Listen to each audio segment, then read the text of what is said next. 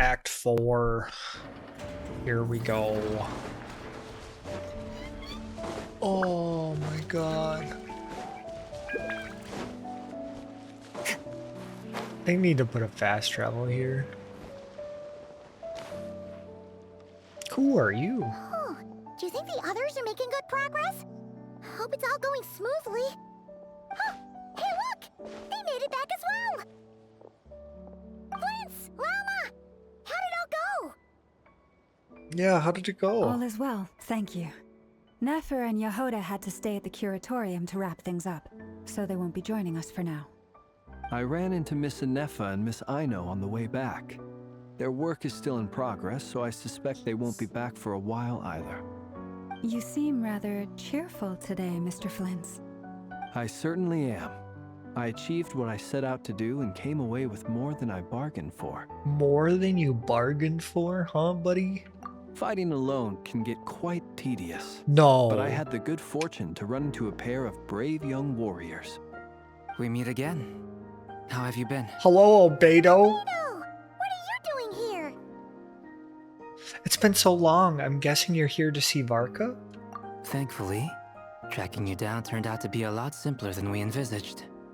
These two courageously lent me a hand while I was fighting the wild hunt. When they told me they were Sir Varka's colleagues, it all made sense. And given how people of outstanding talent tend to cross paths, it's no wonder you're already acquainted. Yeah. Who's your travel buddy, Albedo? Where did Why he don't go? you come and introduce yourself?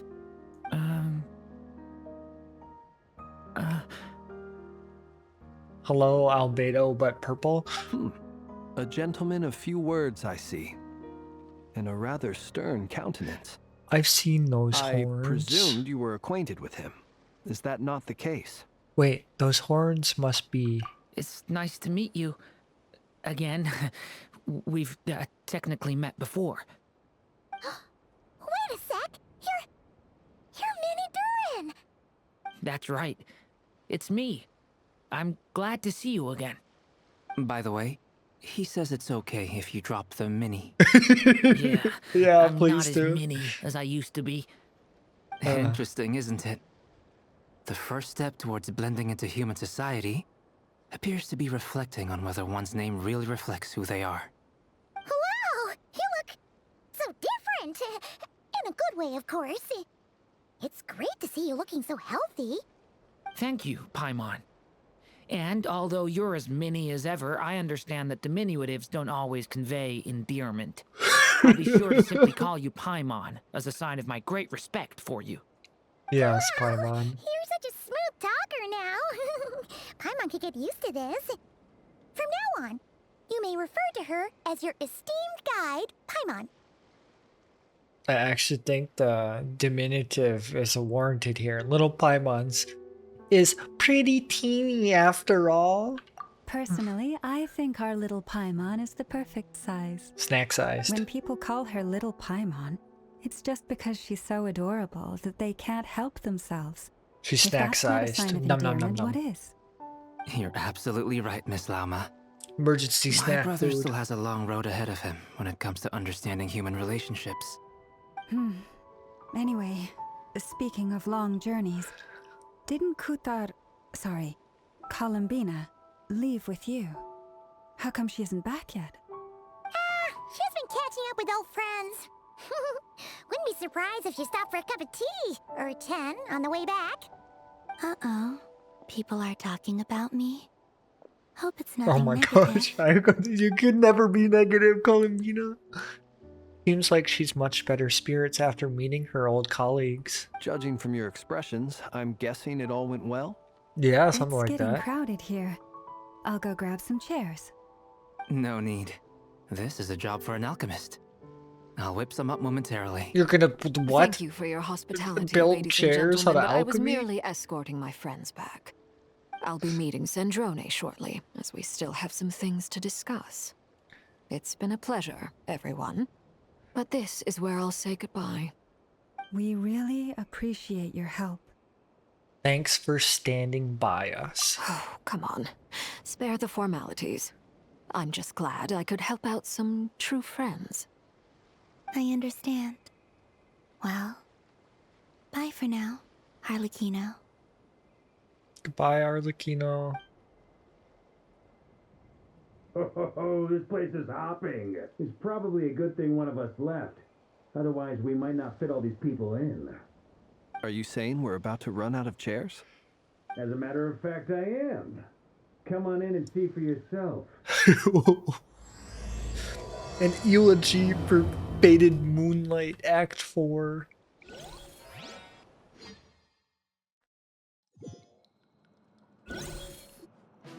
Huh? Oh my god, why are you here? It's him. It's Daneslip. I got jump scared by Daneslip. I overheard your little chit-chat outside, by the way. With Miss Columbina's colleague gone, we should be back to the original crew plus the other colleagues I brought in. Colleague. Hello? Though, it looks like we have another new face. Someone else managed to rope in a colleague too? He's probably here for us. Frankly, you and Paimon are the only people I know here. Just chilling. This here is Daneslip. This is such a good Greatest view. guide, Paimon, and greatest adventurer, the Traveler. Well, not exactly colleagues, more sort of friends. When someone else jumps in to do the announcing, you know you're speaking to someone important. Let's hear what he has to say. Note to self. Once Paimon knows your name, the rest of the world will soon follow. When he comes looking for us, it's usually something important. Paimon's guessing you've heard about the Wild Hunt, then. Something like From the that. looks of it, you're about to hold a meeting. If I were to say that the Wild Hunt is our mutual enemy, would that earn me a seat at the table? Oh, for sure, As buddy. the saying goes, the enemy of my enemy is my friend. Mr. Daneslip, there's a seat with your name on it. Though, I can't promise the same for everyone else. Hey, Albedo, think you can rustle up a couple more chairs? After all this time apart, Grandmaster Varka's first order is to rustle up a couple more chairs. I've missed this. Is he being sarcastic? Hey, he's your brother. Why are you asking us? Yes, he's being I've sarcastic. still got a lot to learn about the nuances of human conversation. Trying to decipher Albedo's way of speaking has been like jumping in at the deep end. Oh, you know that. You weren't I'ma human. get you now. Don't sweat it. There are people who go their whole lives without getting the hang of it. You're ahead of the game already. Look at you, Paimon. Expert in the art encouragement. She's crying. I wonder what's taking Nefer so long. Perhaps you should go and check in with her. If anyone can hurry her along, it's you. Oh, Ayo? Ayo? I just got back from the curatorium. What do you mean by Besides, that? Aren't you curious to see what's taking her so long? Miss Nefer doesn't strike me as the type to share secrets. And since gathering intel is her specialty, I'm guessing she'd prefer to keep her methods confidential. Under such circumstances, would it not be tactless for me to impose? Oh, but it's fine for me to impose. What can I say? You have an unrivaled ability to garner people's affection, Miss Moonchanter. Besides, you have far more in common with her than I do. He's like, I know All right, what then. you are. I know what you are. I ship it. Impressive. I She ship barely it. fought back at all. I admire your powers of persuasion, my friend. As I'm sure Miss Lauma will realize soon enough, the trick in life is to always pitch in with other people's responsibilities so that you can be selective with your own. Another trick is to simply hide in the background. Spoken like a true sage. Anyway, looks like we've got some time to kill before the meeting. Let's take a little breather, folks.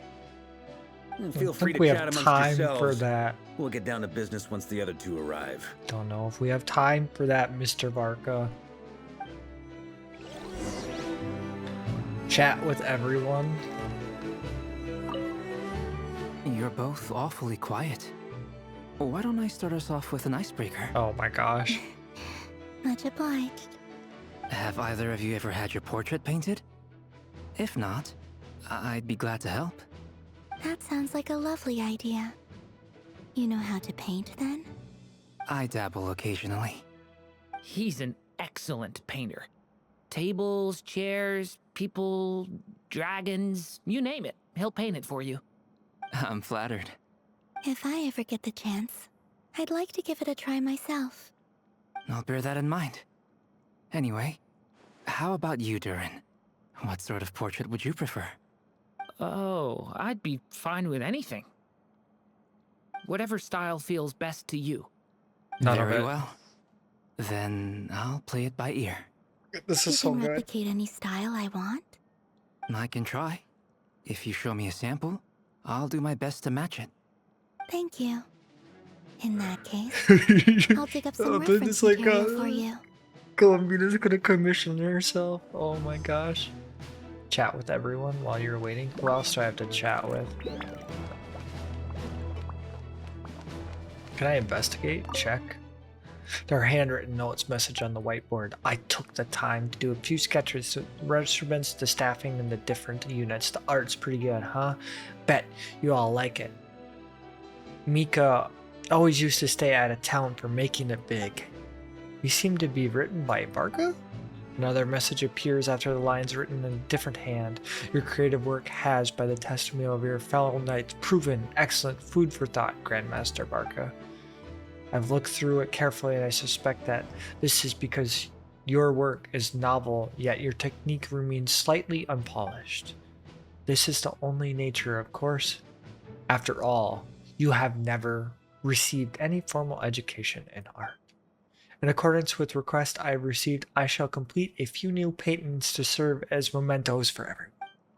Yes, please understand that Grandmaster almost always has his hands full defending others, that his artistic capabilities are devoted as a testament to the time he has spent along with the Sparkle Knight Klee. The writer is signed up in the corner, Albedo. I love it. Truth be told, I can't remember the last time I was in a meeting with so many people. You're not alone there, my friend. The Lightkeepers also struggle to bring everyone together for a serious discussion. I don't doubt that. It I've should have only been ever an met two email, that's Ratniki, why. one being you, and the other being that young guy, Eatlua. Eatlua is a good apple. I'll give him that. He's kind, honest, and regularly delivers supplies to my lighthouse. A true Ratnik to the core. In that sense, he puts me to shame. So you're what? A fake Ratnik? That's what it sounds like you're saying. But I get the feeling that's not quite what you meant.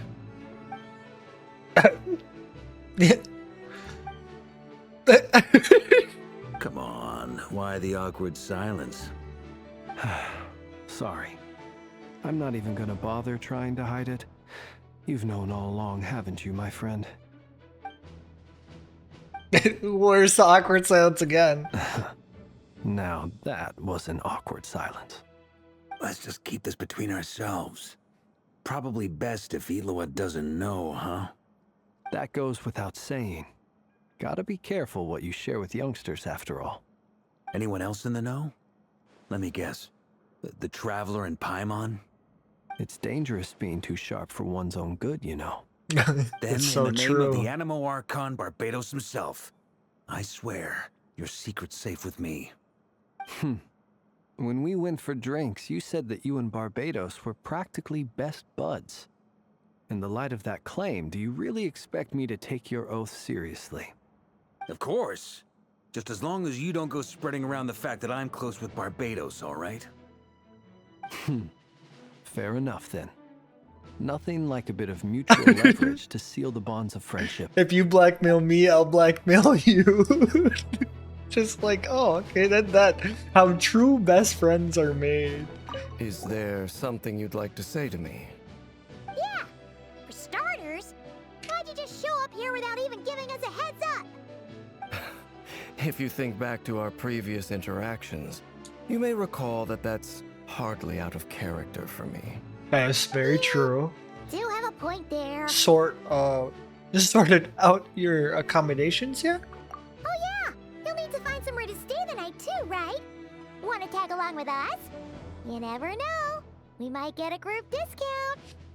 Sure, let's do that. Great! Paimon will handle it! And in return, we can get Dainslift to be our very own personal bodyguard.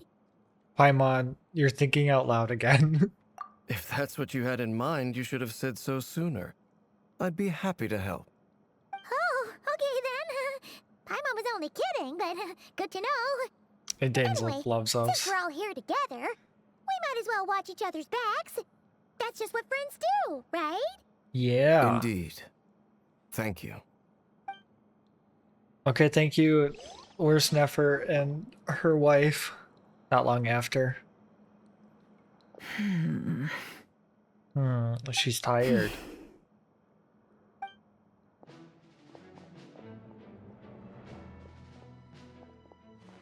Ah, Miss Nefer. You made it after all. But what about Yehoda? I'm here to give you an update on how things are going on our end. Once this is over, I'll be heading straight back to continue my work.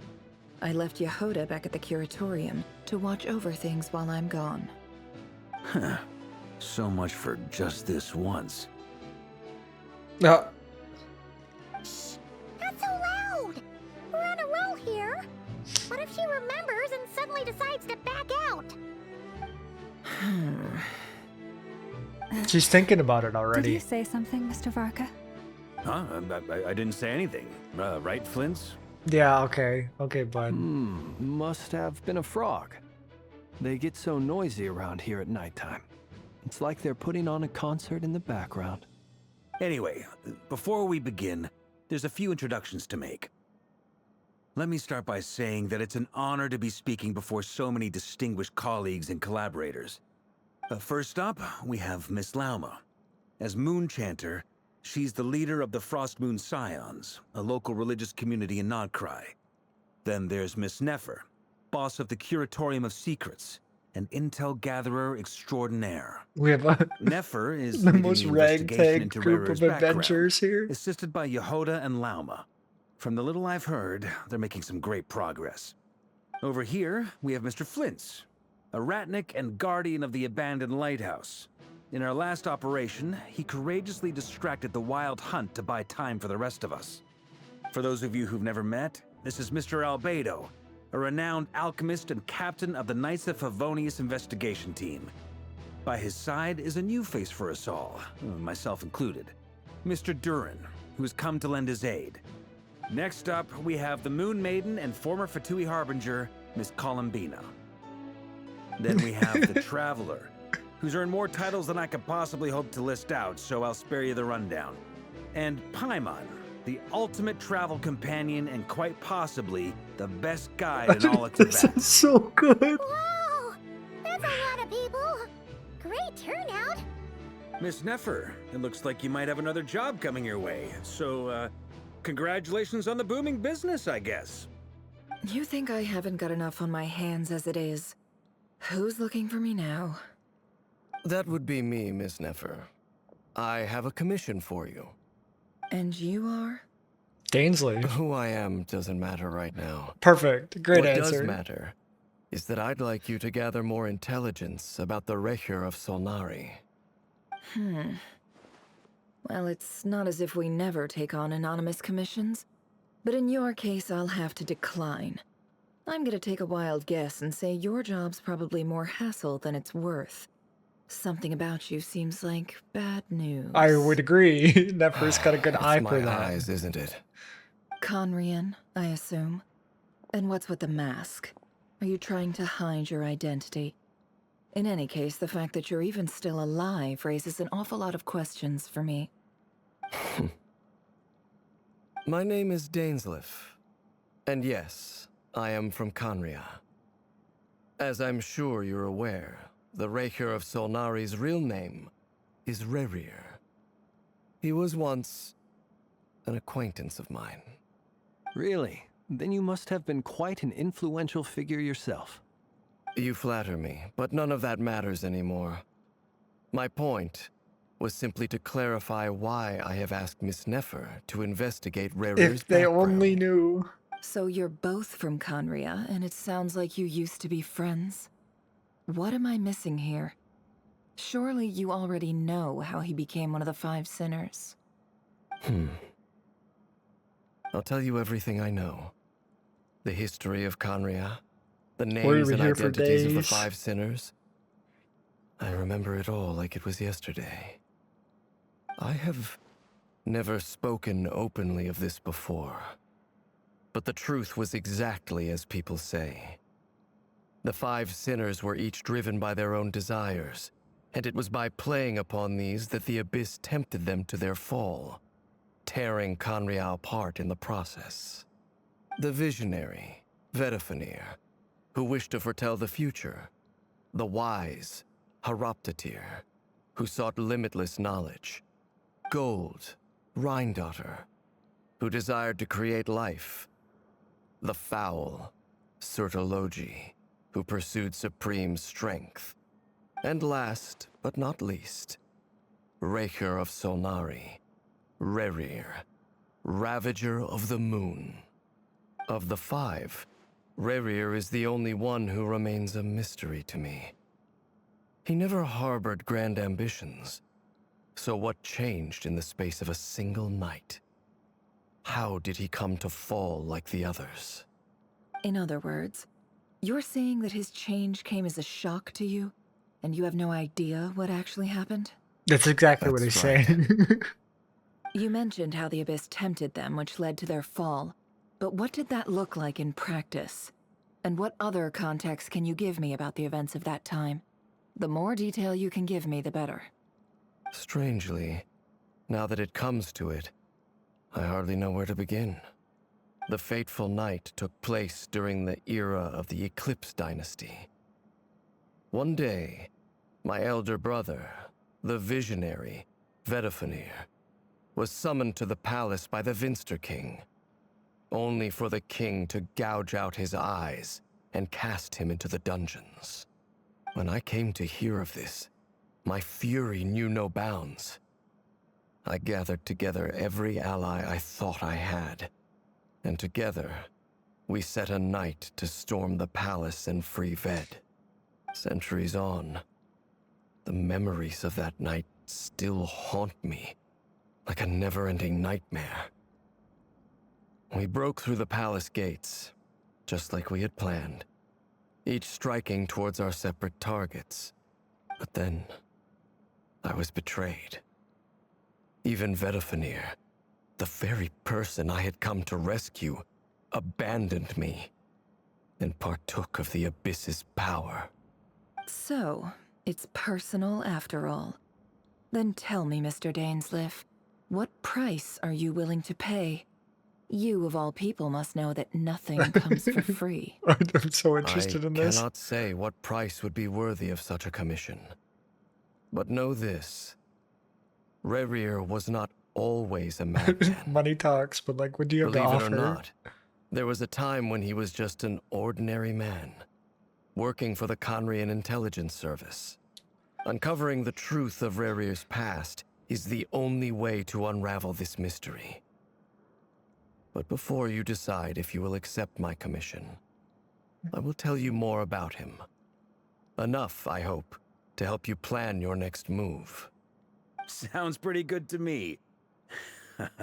Feels like we just flagged down a random passerby, only to discover he's actually a master strategist who has a score to settle with our enemy.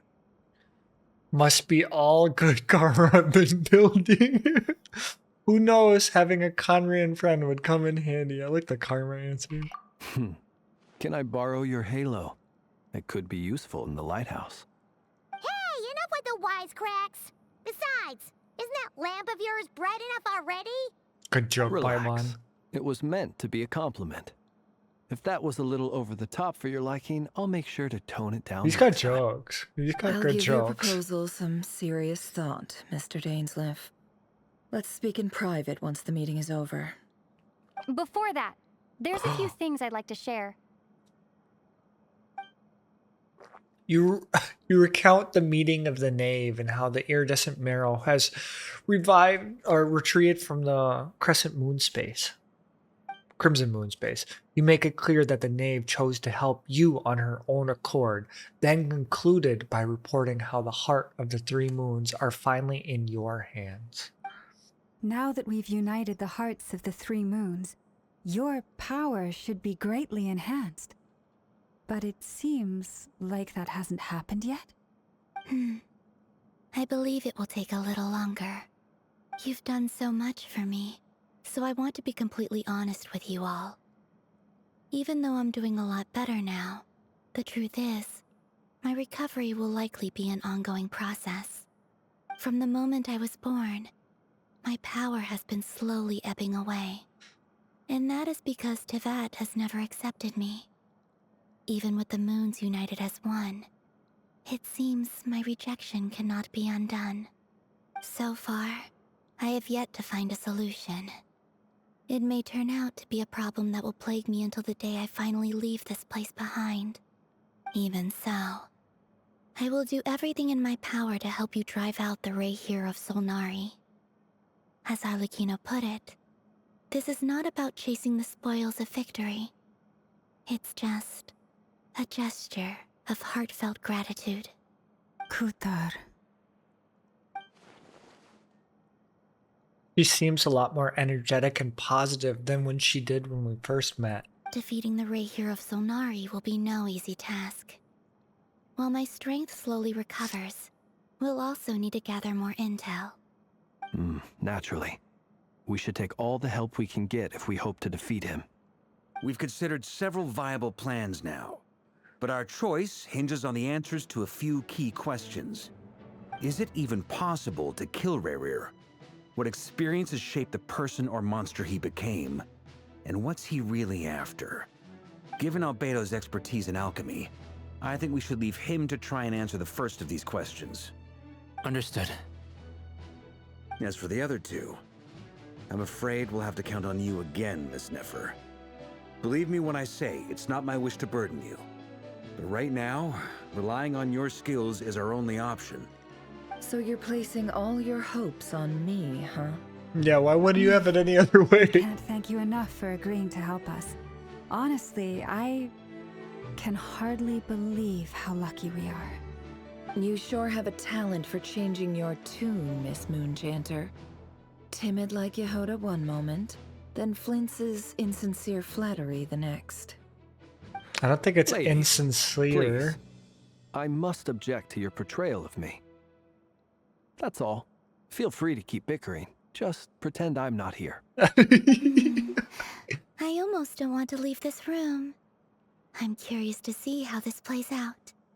I have faith in you, Miss Nefer.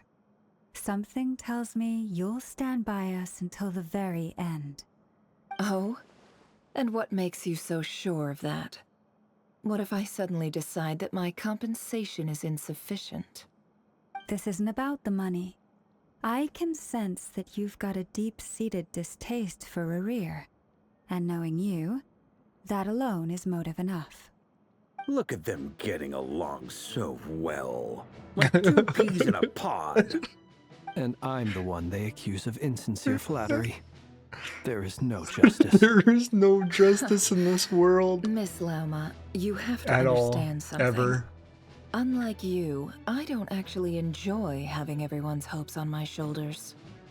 Is that I right? can understand that. Well, maybe the fact that I'm willing to put my hopes in other people says more about me than you. But the fact is, I also trust you. And that's because I know that you're someone we can count on. Anyway, we've got our plan, so let's get moving.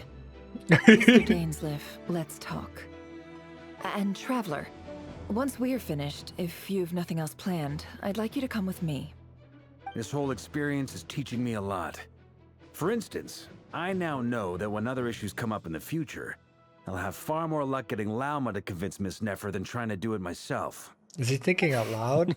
Or just to plan? Hate to say it, friend, but that's one of the funniest things I've heard in a while. Why? You think I've got it wrong? Oh no. Quite the opposite. But what makes it so hilarious is how long it's taken you to realize. Oh. Nefer and Dainsliff Oh my god, he's like, I got it figured out. And Flynn's like, oh yeah, so did everyone else. You're just slow. Nefer and Damesless convinced intently for quite some time for the gravity of their expressions. You can tell how heavy the next stage of the plan weighs on them both. After a short chat, Albedo and Durin head off with Barca on what they describe as a simple finding mission. Llama stops out for a while, then comes back loaded up with emergency medicine. She tells you that while people rarely expect to get hurt, it's her duty to be ready when they do. You and Paimon wait patiently for Nefer, content to see how well everyone is working together. Once Nefer is finished, you follow her and Llama back to the curatorium.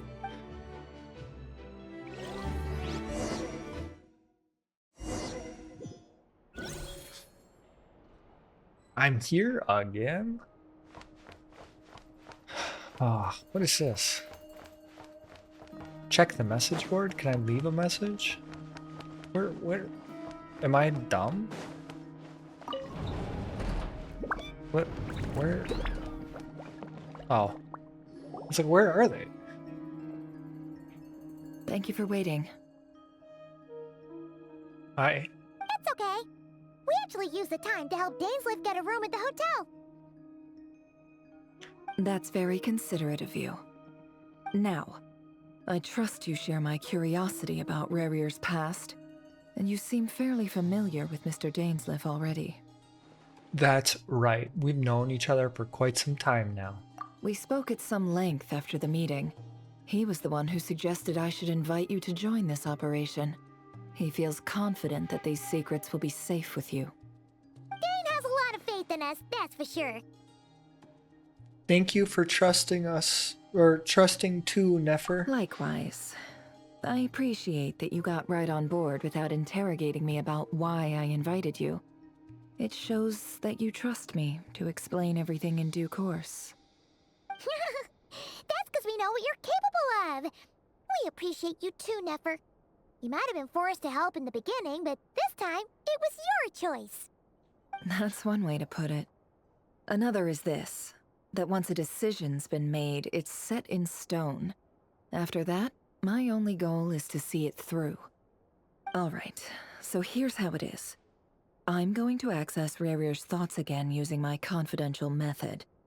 Now, I'm sure you've seen things like this before on your travels, so you're surely well aware of how dangerous it can be. The reason I've gathered you all here is to ensure my safety during the proceedings. I plan for us to enter the fragment of his consciousness together, and once inside, I will focus on searching for information. Think of this as a diving expedition into someone's brain. If I'm the diver, you are my safety equipment, tasked with keeping me alive while I'm under the surface. Once the ceremony begins, we will all be spying on privileged information. But in the interests of safety, you must remain absolutely silent at all times. We will discuss our observations after the ceremony has concluded. Lastly, any individuals of a weaker constitution are advised not to partake in the ceremony. In any case, Paimon has her own job to do, which requires staying in the room but not joining the ceremony. Nefer conspicuously left out the details of her confidential method. I guess her brain diving technique has a trade secret. Well, good luck, everyone. Sounds like all Paimon can do is cross her fingers and root for you guys. There's a little more to it than that. I was being serious when I said you have a job to do. While the rest of us are inside Rarir's mind, it's imperative that we have a team member on the outside. In the event that something goes wrong, you will be our first responder. I don't anticipate any issues, but the extra level of safety will be greatly appreciated. I second that. This is a dangerous operation here, and you're our whole rescue team. That's pretty much the most important job in the crew. So, Paimon's like the lifeguard? Yeah, that makes sense. Alright, got it. Good. Please, take a seat. We'll get started momentarily. Ooh. So, did Mr. Dainsleif tell you anything else? He told me that he believes Rarier kept some big secrets in his life. He's not sure that they were the cause of his eventual downfall, but he's asked me to uncover what those secrets were all the same. But surely you're not planning to go through with this, no matter the cost. If you think that, you'd be overestimating me. I'm a businesswoman, not a mercenary. But I do have my own professional reasons for taking this job. You think I'd turn down the opportunity to get a first-hand glimpse into Conrian history? No chance. Well, as long as you don't let morbid curiosity get in the way of safety concerns, we're good. We'll do whatever we can to help you. You're such a killjoy. She got incense candles, almost like a summoning ritual.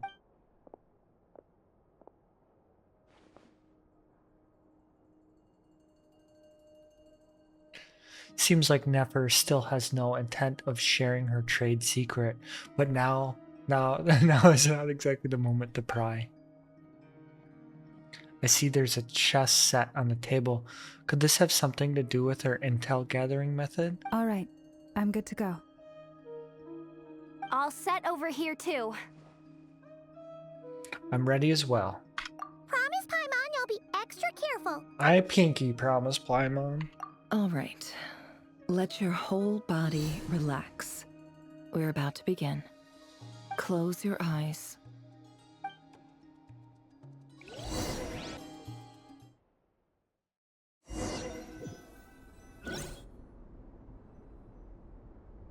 Phew. Could this be his office? We're back? Pretty standard setup.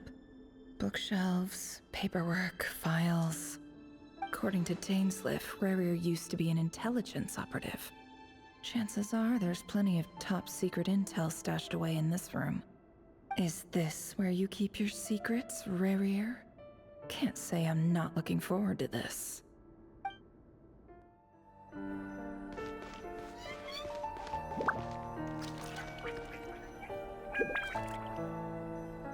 He looks even gloomier than last time. I wonder what's changed. Oh, I think I know what changed. Can I just sit?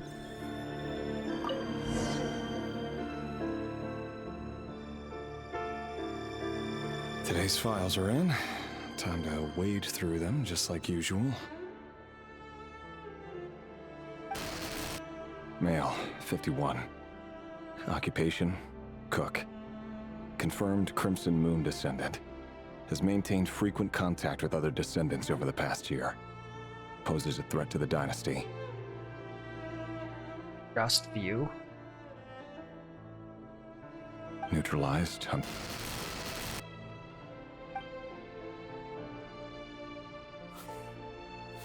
This one should be archived under purged targets. This is wild.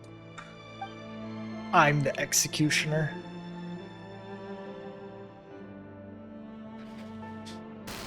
Female, 23. Occupation, office clerk. Confirmed Crimson Moon descendant. Has maintained frequent contact with other descendants over the past year. Poses a threat to the dynasty. Neutralized.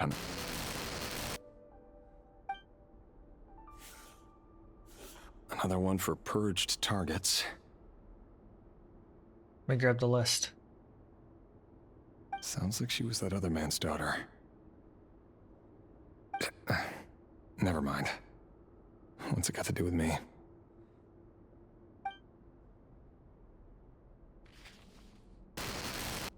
Male, 40. Occupation, teacher. Confirmed Crimson Moon descendant. Has been observed making contact with other descendants during the past year. Poses a threat to the dynasty. Neutralized on...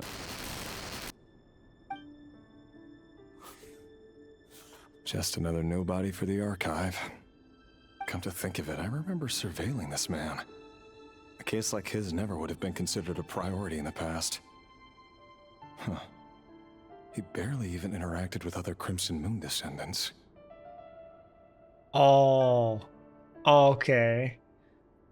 I feel like the king is just eradicating them for no Female, reason. 16.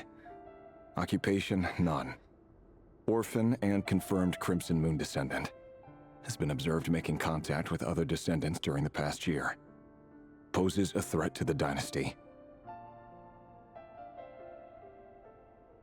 Neutralized on... You're 16. Oh, Filed. I have no recollection of this girl. None whatsoever. She doesn't seem to be anyone important, but then again, how many of them really are? no. No. No. Female, 13. Occupation, none. No. Orphan and confirmed Crimson Moon descendant. No. Has been observed making contact with other descendants during the past year. Poses a threat to the dynasty. Neutralized on... No. No. Oh, that's all I can say. You know it too, Ray Rear. Male, 11. Occupation, none. No. Orphan and confirmed Crimson Moon descendant. Has not been observed making any contact with other descendants during the past year. Poses a threat to the dynasty. Neutralized on...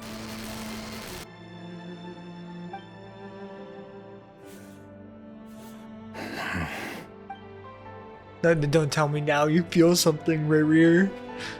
Oh, it gets worse. Male, 6? 6. Oh, no. Occupation, none. Orphan and confirmed Crimson Moon descendant. Poses a threat to the dynasty.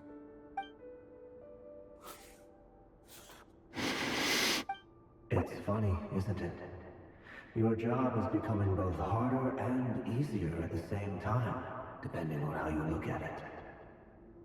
Sooner or later, the Crimson Moon descendants will be completely wiped out. But as their numbers dwindle, they become harder and harder to track down.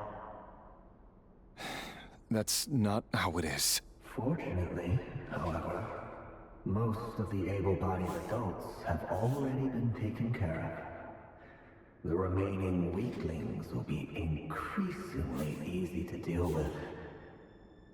No! No. My job is to ensure the survival of the Eclipse Dynasty. And the only way to do that is by eliminating any and all potential threats. It's a perfectly... Every single one of my colleagues can attest to my fairness. And if my friends were aware of the facts, I know they'd back me up too. Assuming, of course, that they were aware of all the facts. It's so bad. It's so bad. It's like, oh, you're like, oh, this is bad. And then it's like, way worse. Like, it's so bad. For higher? How do I get up higher?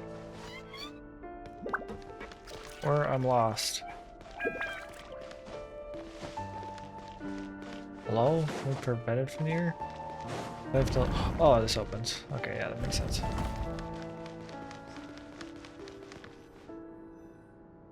Mr. Vedifalnir, it's been quite some time since we last met. Revier, I trust you're here because you have something important to discuss. Forgive me. I wasn't tuning out, it's just, I noticed you didn't even phrase that as a question. As if you knew I was coming. Tell me, does someone in your position ever feel the need to ask questions at all? It is indeed within my power to foresee certain things. Things like your arrival. I was just thinking. It won't be long before I'll be inviting both you and Dane to my wedding. That isn't a lie, but nor is it a fact as such. It's a wish, isn't it? No fooling a prophet, is there? Ever since that day we met for drinks, I knew it was only a matter of time before you came looking for me. Does it feel good? Knowing how the future will unfold. I'm afraid the notions of good and bad fail to capture the complexity of what such a power entails. Once you've seen what will come to pass, it can be all too easy to succumb to fear and melancholy. Unless, of course, you learn to abandon these feelings. You fear my silence, and long to hear the words I left unspoken that day. That's right. You must have noticed my reluctance to broach the subject, and the reason is simple. Because the truth could never have lived up to your hopes. For both our sakes, such words are better left unsaid. The burden of prophecy was never meant for your shoulders. Oh, that's not so good. Who exactly do you deem worthy to hear your prophecies? None but our exalted king? Or rather, our king as he once was. You're closer to his majesty than I am. You must know better than anyone how much he's changed. You say that as though it is to my benefit. Yet precisely because of that, I dare not speak rashly. A king can turn out to be the most virtuous of rulers, or a tyrant more terrible than the most vicious of dragons. You are so wise and far-sighted, yet still you would have me live in fear of the unknown? You make a fair point. Especially given my silence alone was all it took to send you spiraling downwards. Very well then. Let me offer you some advice. And I say this not as a prophet or a visionary, but simply as the brother of your friend. For many reasons, there is very little chance of your marriage ending in happiness. If happiness is what you seek, you should find another fiancé. Rough. Who's the problem? There's that same black fog again. Could this memory belong to Thalindus? Is it the man's fault? Guess I better tread carefully. I'm so scared, man. Wait. Hear me out. This time we finally got a clear look at his face and learned his true identity. His name is Rayrir, and he claims to be one of the king's guards. What did you say? A cruel irony, isn't it? The man you're set to marry leads a double life as a brutal executioner. Why are you telling me all of this now? Simple. It's because I want you to kill him. You are the only person he would never suspect. No, absolutely not. I would never dream of doing such a despicable thing. So you'll just stand by and watch him slaughter us to the last? Do not forget that the blood of the Crimson Moon flows in your veins too. The blood of the Crimson Moon? What does that matter now? The dynasty has long been dead and gone. Oh my god, it's so That bad. alone is reason enough for me to throw away It's like everything everything I have? wrong. Why wouldn't it be? You two were once a child of the Crimson Moon, just like me. Don't tell me you've never felt so much as a flicker of fury for the way we were trampled into the dust. As long as you promise to abandon this pipe dream of restoring your dynasty, I can try to persuade him. Or have him persuade the Vinster King. Persuade the Vinster King? Do you even know why he's so obsessed with hunting us down? Why he keeps trying to force us to hand over our secrets? Over and over again? I'm waiting for or it. why we refuse to give up on restoring the dynasty? The Vinster King. A blind fool. His eyes clouded by powers from beyond this world. A petty little man with a miser's heart. And he dares to sit upon the throne? Mark my words. Sooner or later, Conria will fall. And it will be his doing. If you can't bring yourself to do it, so be it. Just you watch. It won't be long before calamity descends upon us all. The Rahyr of Solnari. That really is quite a secret you've been keeping from me, Rerir. But who am I to talk? Am I really any better? I've kept my own past a secret this whole time too. Oh no. Love should be built on honesty. But ours was born from lies. And yet, is it really so wrong to hide things that would only make life harder? If we don't cover up the parts that no one else should see, how can we go on pretending to be normal? Vedifulnir must have known all this. And that's why he made his prophecy. In the end, nothing stays hidden forever. That's so true. But I won't just sit by and watch this disaster unfold. I'll do everything in my power to protect what I cannot afford to lose, no matter who I have to face.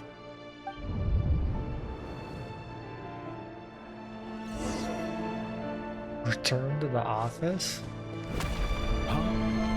Was that Rerir who just walked past the window? Doesn't it give you the chills that he still takes the same road to work every day? As if nothing ever happened. Those people at the deli. Enough already. They're clearly pretty taken by their own disguises, so just smile and play along. Pull the rug from under beasts like that, and you'll risk having your throat torn out. Deli? Oh. They're talking about those people from the opposition. Right. I'd almost forgotten they used to run a deli. People of no consequence always vanish so easily. And no one even remembers them. The door slamming shut. But surely you can see he's not the man he pretends to be.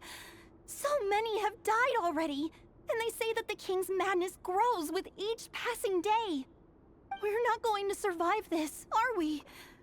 But why does it have to be this way? Do we really deserve to die just because of the blood that runs through our veins?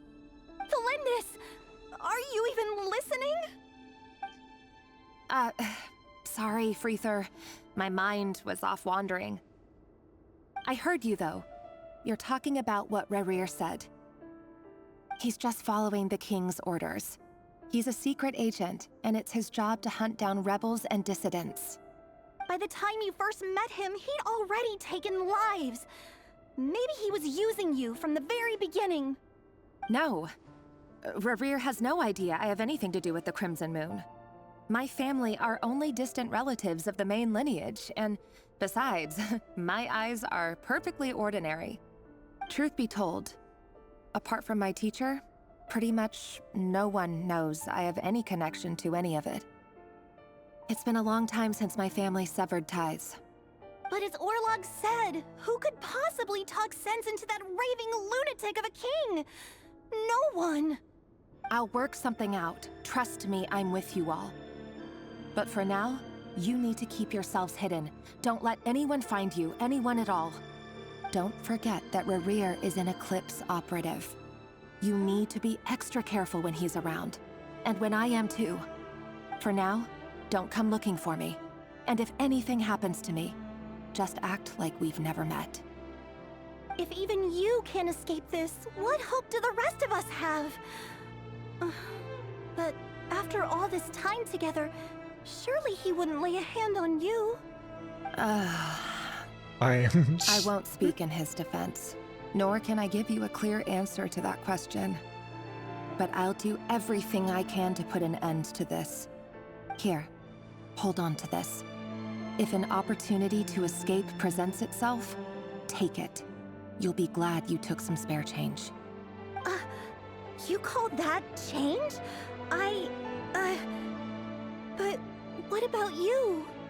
I've got a job, and there's still money coming in. But you can't go anywhere right now. Please think about yourself for once.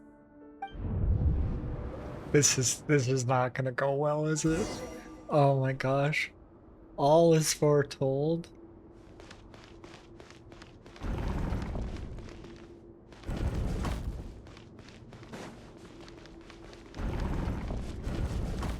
day, another round of assassination training. Training ground is just beyond this hidden passageway. When you kill a person, doesn't it bother you when you end up covered in their blood? Why would it? Aren't we all just walking blood bags? That's definitely one way to put it. Everyone is accustomed to hunting down others like prey. You've been a hunter for so long now, you seem to have forgotten that most people don't just go around killing one another. Leave me alone.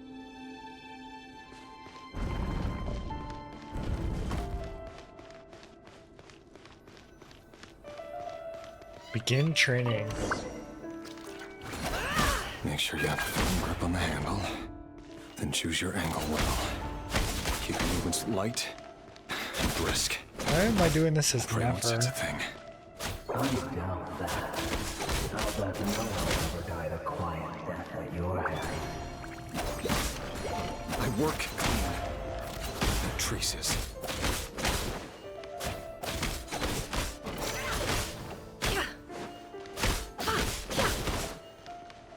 That doesn't make it open above board, though. The king just happens to need you right now. That won't happen. He's changed. Ever since he fell into the spell of firepower. In the beginning, he only had to take out a handful of his. The ones I've dealt with have always been guilty. And I've carried out my work flawlessly.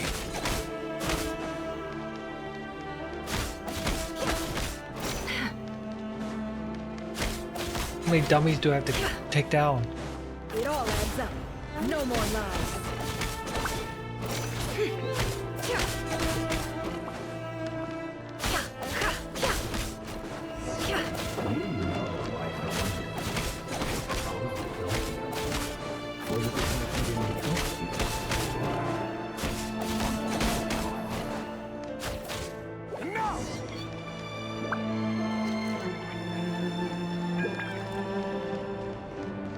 Oh.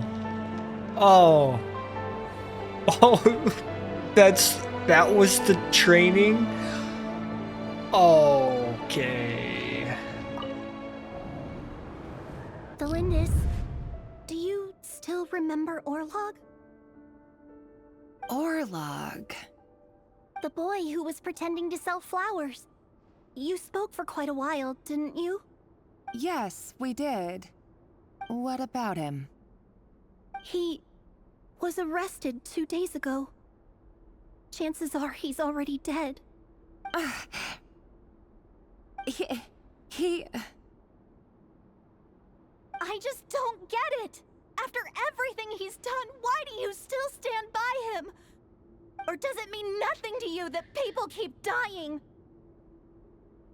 No, that's not... Just hear me out. I need to go now, Thelindis. They're looking for us. You take care too.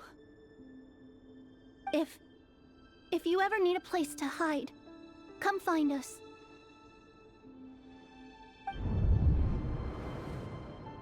Okay. What's this secret? Author Thelindis. Over the course of this week, the research object was subjected to interference for a total of 47 hours for experimental purposes. The results are as follows. All subjects of observation that were sent inside have now... The situation within is proving more problematic than anticipated. No progress whatsoever. What now? Won't you give me even a glimmer of hope? Things are getting worse by the day. I have to find a way or we'll all be in danger. What are you doing? But if all this research comes to nothing, what then? Sooner or later, it'll be my neck on the line.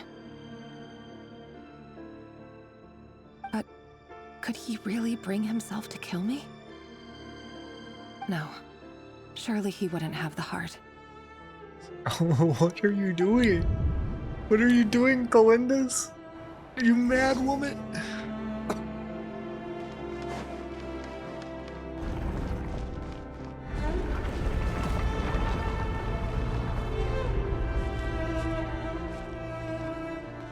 Why won't you just let us go?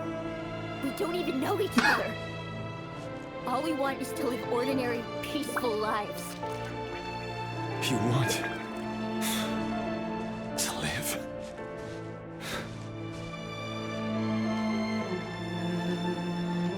Yes. I just want to go on living. Is that really such an unforgivable crime?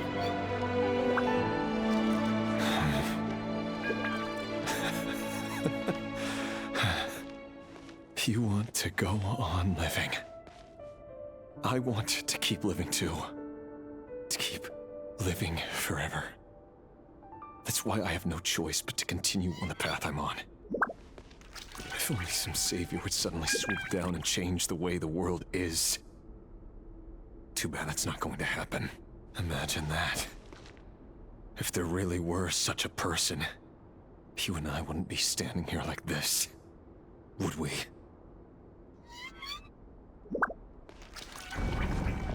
Interesting. Terrifying. Today's files are in. Time to wade through them just like usual.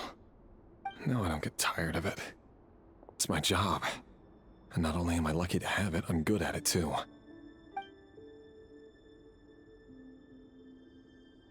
Huh. Wait. Is that her? That's... Thalindis? I knew it. No. No! Why? But you bear no mark of the Crimson Moon. How could you possibly have anything to do with them? It cannot be. Oh. A diluted bloodline. Carefully concealed. I see it now. You've been living in the shadows just like me. What a fool I've been. Numbing myself with talk of justice. Even imagining my friends would back me up. But in the end, Irminsul. Irminsul? How far are you going to take this? From the direct bloodline to secondary offshoots? And then what? You said the It's name. The descendants of the Crimson Moon. Who will it be tomorrow? Will you not rest until everyone down here is dead? No. This cannot go on. This is where it ends. So he found out. Oh, Primos!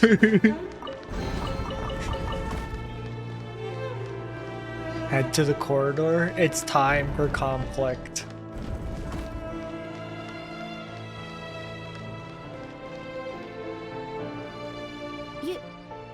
You're really letting me go? I am. As long as you can guarantee that no one will find you. Don't worry, I'll be extra careful. No one will know I was here. But what about you? Me? If you let me go, you won't be able to complete your mission, will you? Don't ask questions, innocent, sweet Good little point. child. In that case, maybe you should stay. No, please! I just want to see the outside world again. To... Go on living? Yes. I know you're a man of your word. So please, just let me go. If I let you leave, what will become of me? Just kidding. And that is not the now. joke. You're not like Remember, twins. You do not Don't have let jokes. anyone know you were caught. We'll be seeing each other again very soon if you do. Even shadows in the dark must live by a code. But you can't save everyone. You've been whispering in my ear for days now, Vedifilnir. What are you trying to do? Break me down? I only say this because you long for an answer to your problems. Let her go, Rerir, or you risk losing everything. I will not abandon Thelindis. Then you'll need a little more vigilance and a lot more power. The world is changing, Rerir. Keep your eyes peeled for your moment. What are they both after? I mean, I have no clue. That voice used to be so unclear, but now I know exactly whose it is. It's Vedalfnir. He won't tell me how to actually resolve any of this, but he keeps trying to manipulate me like a puppet.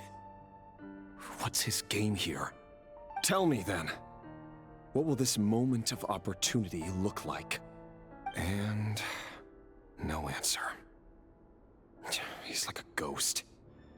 Always disturbing me when I'm on edge, but never answering when I need him most. So, the Eclipse Dynasty was purging, well, massacring the descendants of the Crimson Moon. And it seems like it was all connected to the Vinster King's research. The King's obsession with abyssal power left the future of Conria hanging in the balance. No wonder every aspect of Rerir's life was so unstable. And it looks like this Thelindis, Rerir's would-be fiancée, herself belonged to a sub-branch of the Crimson Moon Dynasty's descendants. It almost defies belief that a couple like them could hide the truth from each other for so long. If the Vinster King hadn't intervened in such a drastic way, they might have gone on deceiving each other for the rest of their lives. And why does Vedalfnir, Daneslif's older brother, keep talking in Rerir's head? This guy kept more secrets than I ever imagined. The human mind is like a vast desert of shifting sands. When you follow the flow of someone's memories, you only ever see the parts they're willing to let surface. Time for something a bit more creative. We've been inside Rerir's mind this whole time, building up a picture of his psyche. There's already enough clues on the board to start reading between the lines and mapping out the rest. Now, we can finally begin to put the pieces together. Sure, it'll only be a reconstruction, part simulation, part reasoning, but it's usually pretty accurate. Once we've built up a cognitive profile, we just need to cross-check the logic behind his actions. And then we'll be able to take a sneak peek at whatever it is that Rerir has really been hiding.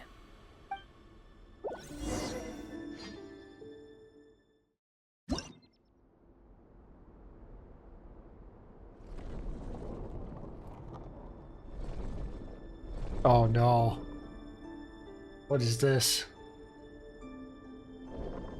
Rerir, are you there?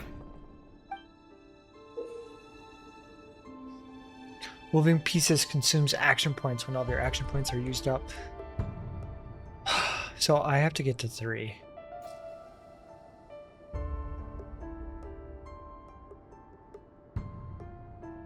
I'm confused.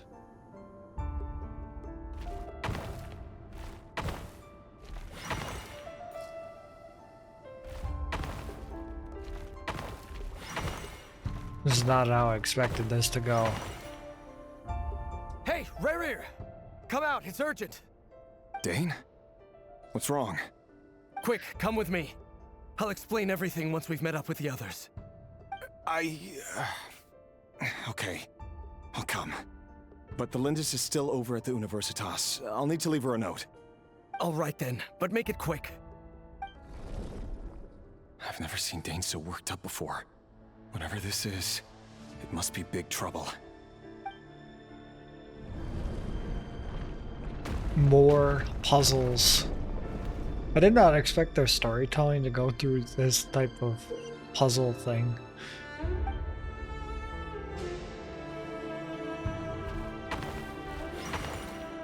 I can't see.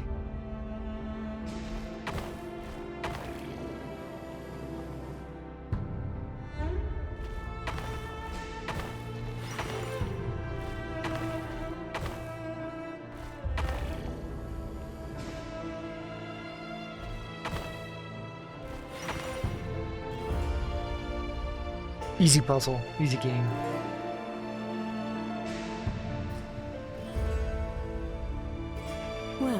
this is a nice change, meeting you all at this hour.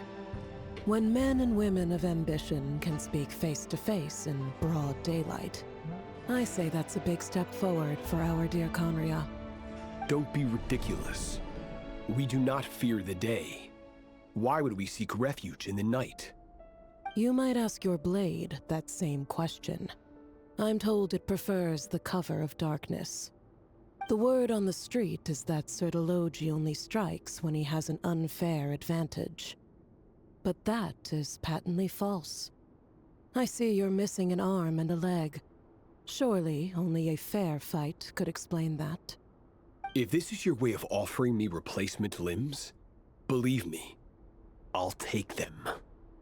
Oh, we can certainly discuss that. With I am bioalchemy, interested in anything this. is possible. Assuming I have your full support in my research. Lunatic. Robtatir, what brings you here? Why, Dainsleif, of course. He invited me. Please, cast aside your apprehensions, Miss Rhindaughter.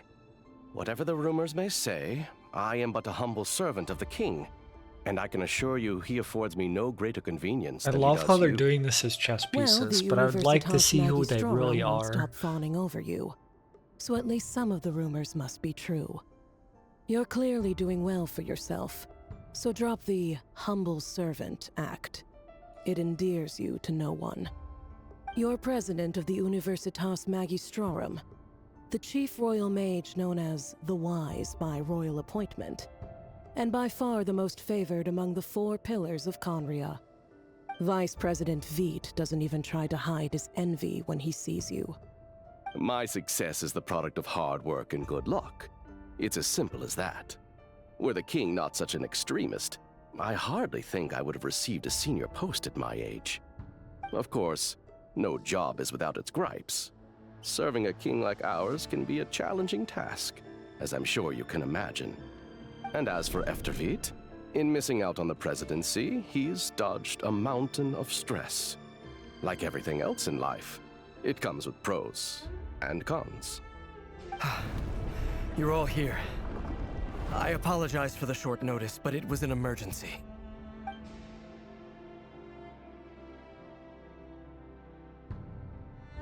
You must be Rarir. Indeed, he is. Mr. Sertology. Yes, I handled your case file during your sentencing. Nothing personal, of course. I'm pleasantly surprised that you remember me. You're clearly a person of substance if you've been invited here. But Dainsleif, you'd better have a very good reason for convening this little gathering. It's my brother, Vedofenir. After he spoke at the court this morning, the king was so infuriated by his words that he had him blinded in both eyes and thrown in prison. Vedofenir in prison? Strange. I thought the king trusted him and Horoptatir more than anyone else in the world. Does this mean the king's circle of trust just got even smaller? It has nothing to do with trust. It's about what the king wants, which is as clear as day to anyone paying attention. I simply appease him, because it's in the best interests of the Universitas Magistrorum. And also because you're slimy. Vedofenir, perhaps less so. But still, a visionless visionary? It rather inclines me to think that qualifications are not what get you ahead in Conria. Do you honestly think this is an important discussion to be having right now? Dane, what are you planning to do? Rescue Vedofenir, I assume. Correct. It will mean storming the palace by force. Tonight. I need all of you on my side. That's far too dangerous. And don't forget, Dainsleif, you're captain of the Royal Guard. You swore an oath to the throne. Hmm? You've been planning this for a while, haven't you? I have no desire to commit treason. But whatever critique the king may have of Vedofenir, disfiguring your most loyal subject for putting the best interests of his court and nation first, this is not the conduct of a wise ruler. My blade will force the king to see the error of his ways. So, Vedofenir's prophecy enraged the king. I'm sure it wasn't what he wanted to hear, but if he won't take counsel even from the visionary, that is deeply troubling news. This The gets the extent of His plot Majesty's thickens so madness much. is It's like now all too molasses. clear. The question is, how does a man like me get out of this situation unscathed? You have noble ambitions, Dane, but I'm afraid they don't do much for a guy like me. I'm not interested in saving the world. All I want is a letter of pardon. A letter of pardon? For whom? Thelindis?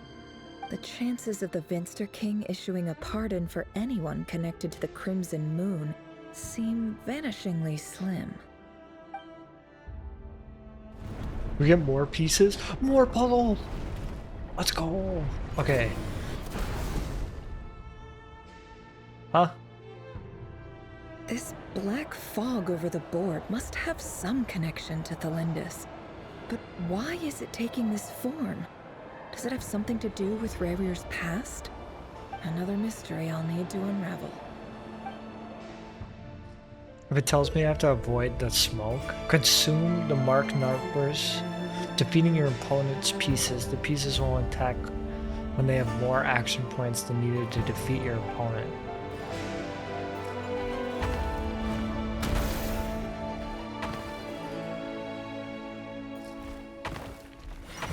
I feel like I need to take them both out first.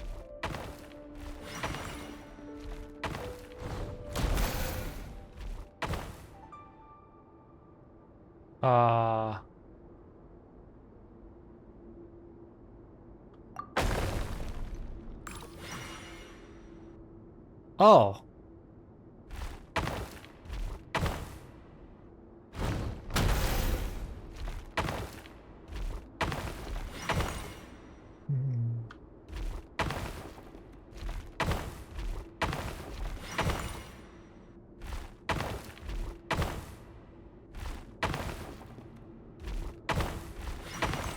Why does this seem so hard?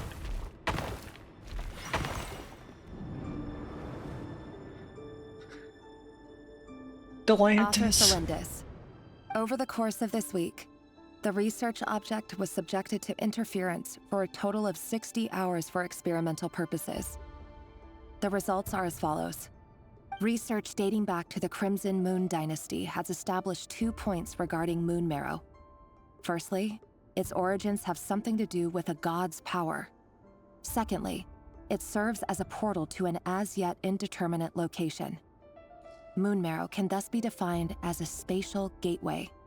However, there are a number of hurdles to overcome before we can answer the question of where it leads to. To start with, opening the gateway requires a specific power source, which the relevant literature indicates. An enormous amount of power is then required to keep the gate open. Currently, the total power output of our instruments remains in the single digits. To make matters worse, I am now the only staff member remaining in the Moon Marrow lab. The Universitas Magistrorum recently decided to move most of its personnel into abyssal energy research, which has stymied all Crimson Moon-related projects. This is not a wise move. I have always maintained that placing all our hopes in a single source of power is risky, especially one as poorly understood as this, as well as making ourselves overly reliant on a single resource. We are neglecting other promising technologies.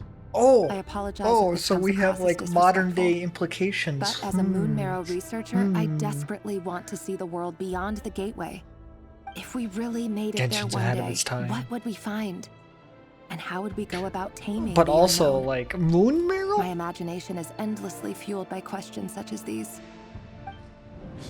She's researching the Moon Marrow that Arlecchino has.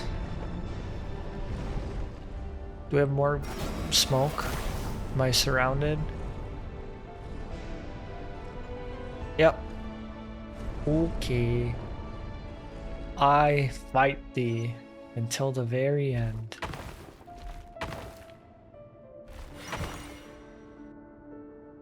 Can I...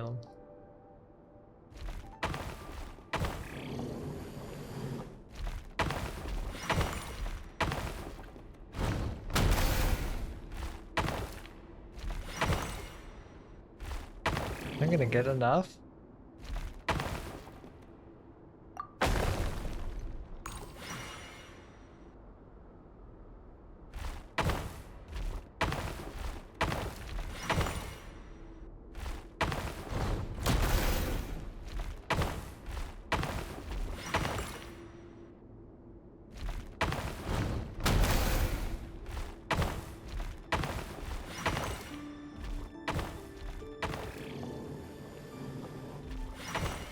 Ta-da! Easy peasy. It seemed a lot harder This is than for that, you. actually. I heard you're gonna leave the city with your parents. The Lindis. Did you hear about what happened? I've heard nothing. Rerir got back very late last Friday, and he was acting a little unusual, but he slept pretty well, so I'm guessing whatever he did was a good deed.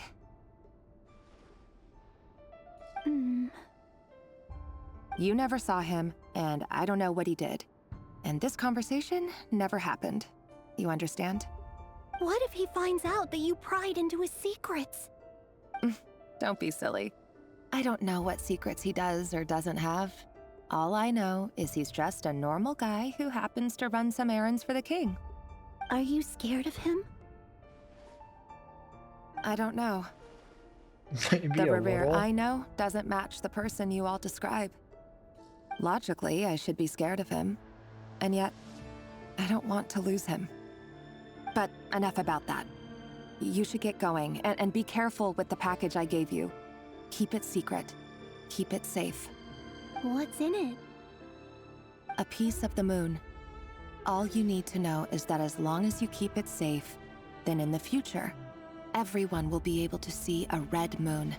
Wait a minute. A red moon? You mean our moon? Wait a minute. That's right. Our moon. Promise me you'll look after it. Wait a minute. I promise. I think I got it. The It's the Crimson Crimson bloodline Moon. will never die out. Its light, the color of blood, will become like a fire that flows in our veins, no matter how long it takes.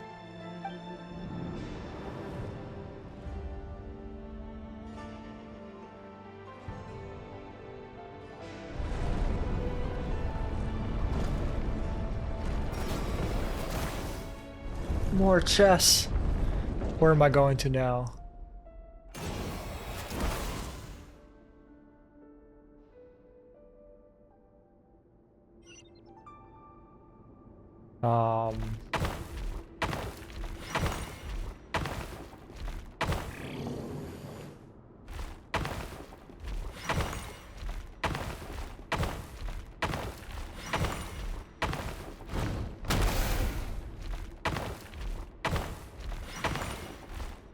I'm a little bit curious. Oh, I can't even...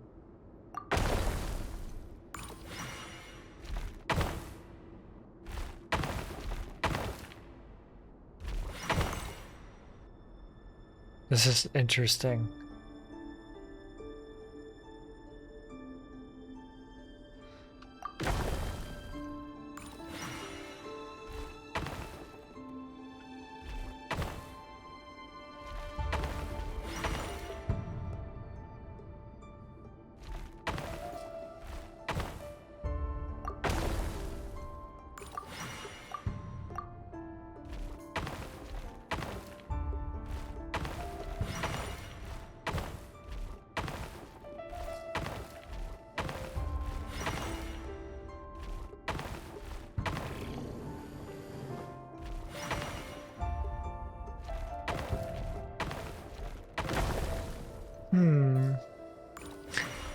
I think it's gonna take me a second to figure this out. It just means I gotta go down to the bottom.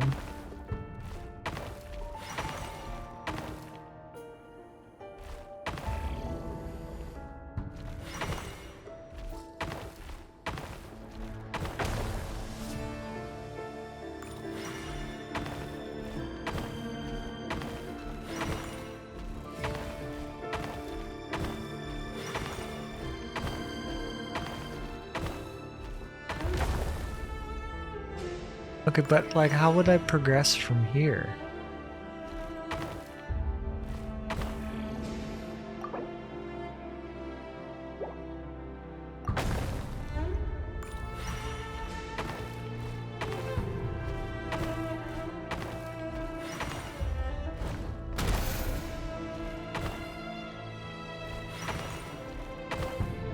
Okay.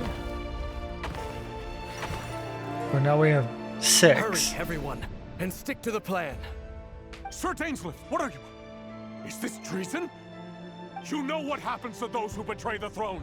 Please, don't do this! It is the king himself who has betrayed the throne. He has betrayed all of Conria. If you have any love left for justice in your heart, you should join me. I'm invested in Showtime. this. Dane and his group will handle the troops in the palace. Then Hraptatir and Rheindater will disarm the security measures. My job is to enter the prison and rescue Vedafilnir. Stay safe. Wish me luck. Look after my brother. It's Draw a your solo blade. mission. It is time for justice to prevail. There you go.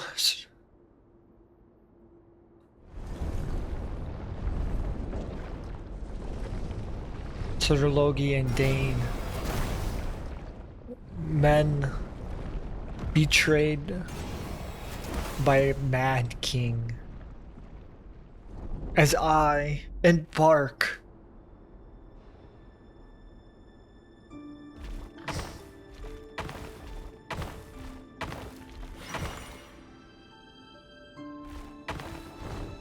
on a journey like none before.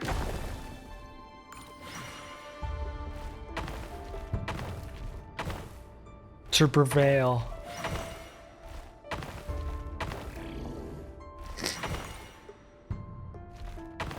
As a man of solitude. I don't know. Oh, I'm just rambling now.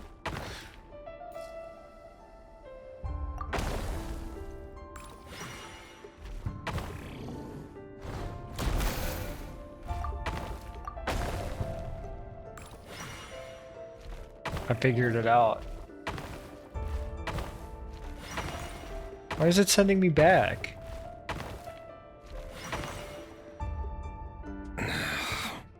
Revere, what do you have for me? This place is filthy. And the smell is abominable.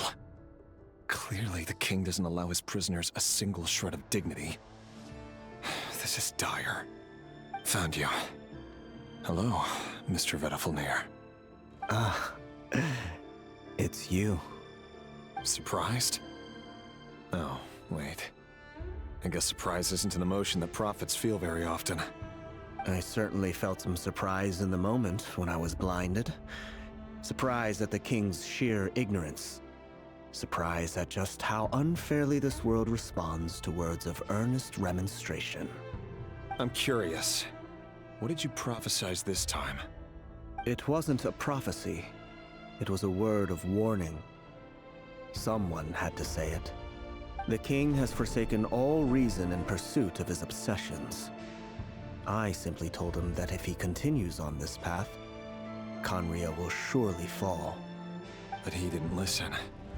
Worse still, he stabbed you in both eyes and locked you away. Dane asked for my help. The court is in complete chaos now, but I'm sure you predicted that. Everything is transpiring as I foresaw, yet I am powerless to change it. Fate is an immutable force. I can but lament as the inevitable unfolds. I do wonder whether giving a man the power to see the future does nothing more for him than slowly crush his spirit. Forgive my curtness, Vedafilnir, but the king did not suddenly turn on you today. His suspicions have been brewing for a long time. You can't have wisdom beyond the reach of your fellow man without attracting his fear and suspicion. There are things the king does not want to see. So, he doesn't want you having visions of them either. He blinded you because he thought this would make the visions stop. He wasn't entirely wrong. I did indeed lose my power to see the future. Right up until... Until what? Until right now. Just now. I believe I saw something new. Well, tonight could go a lot of different ways. 5 of us banded together to storm the palace, also we could rescue you. This will go down as the most tumultuous day in Conrian history. I sense hatred in you, but also hope. A desperate hope that with the tyrant deposed, that will be the end of the story. But this is not the end. It is the beginning of a new chapter, in a whole new story. There are many men of honor and courage in this world, Rerir. But you are not one of them. You're not here for justice, are you? You're here for yourself. That's very true. That doesn't matter. Is that a dagger? Interesting. Why not the polearm? It was always your weapon of choice. With your abilities, I don't doubt that you were able to recover some of your sight. But I also doubt that you want to make an enemy of me right now. Of course not. We're on the same side, aren't we? Maybe. I don't know. I don't think so. We could be. But I need you to be honest with me, Vedafilnir. At this point, you're my only hope for the future. You mean your future? With your beloved, Felindis? Yes. And I know there are bigger things at stake here. A dynasty, a nation, maybe the entire world. But forgive me, I care first and foremost about myself. He's so selfish. I can't abandon the one I love to save myself. I just can't do it. But you see a broader picture of the future than I. You see the solutions to the biggest problems of our age. So tell me, what is my solution? What's the answer? In matters of fate, answers are either right or wrong. What will be and what will not. Maybe you are willing to pay a certain price in the pursuit of happiness, but unfortunately, fate does not negotiate. That is the cruelest thing about fate. It is unmoved by your sacrifices. That can't be true. I know it's your voice that I keep hearing in my head, urging me to see how the world is changing, to seek more power, so I can protect the things I love.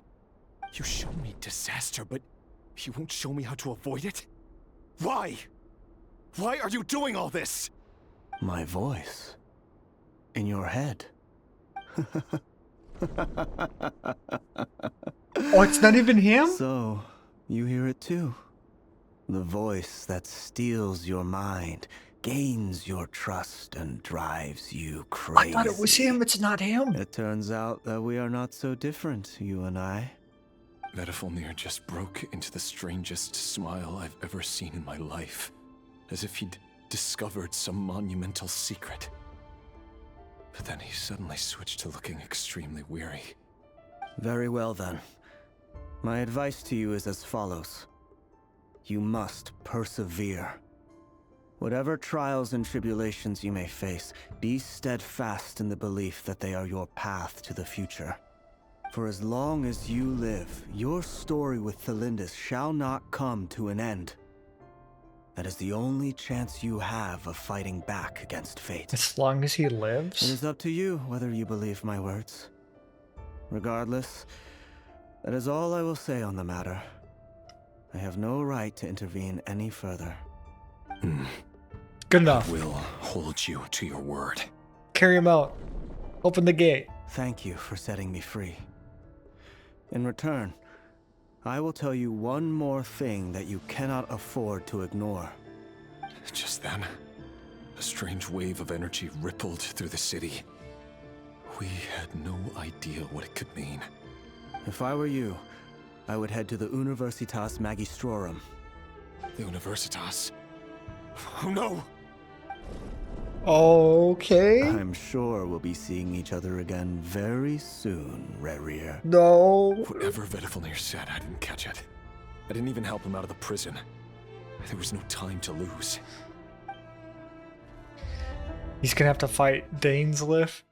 I know it happens at the Universitas. Another chest. What happens at the Universitas? More primos. We get more pulls. What? Monsters?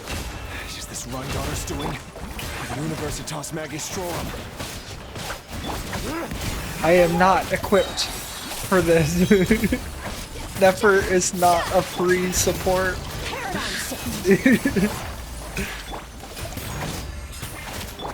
No more lies. The Universitas. That reminds me of a rumor I once heard. Allegedly, the king installed secret mechanisms in the palace and around the city. No one knows where they are or what kind When the of trial power they goes hold. wrong. But if they were ever going to activate, it would probably be on a night like tonight. Help! Help! Hold on! Don't let them anywhere near you! Save me! I can't! Ah! That sounded like an explosion. So, the rumor is true? It's the abyss really went through power. with it. It's seeping What through. other means does the king have at his disposal? They must run on power from the abyss. And given it's a major center of abyss research, anyone over at the Universitas will be in grave danger. I have to hurry!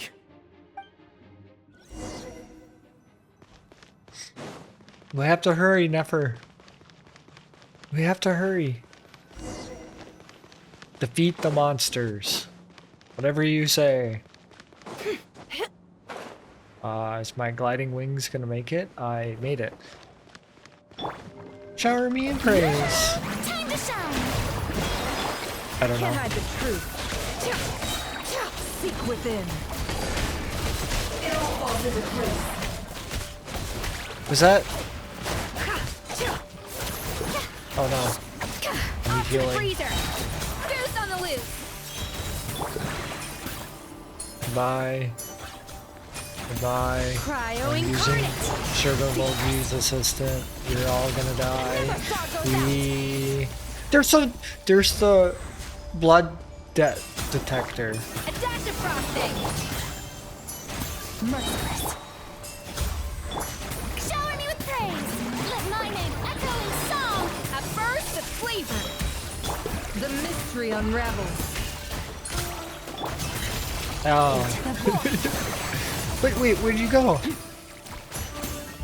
He dodged it? Oh. More primos! I was like, wait, what? I had 3 moons? What is that supposed to mean? Oh no, Atlantis. Atlantis, what did you do to us? Monsters at the Universitas Magistrorum? Why now?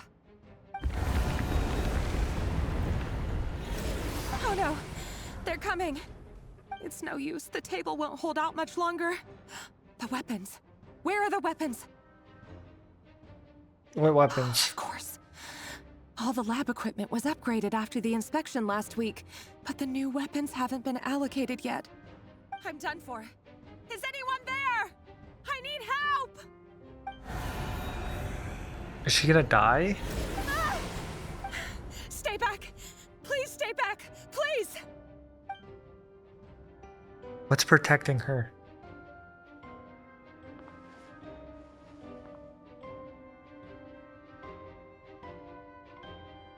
Huh? What's the light?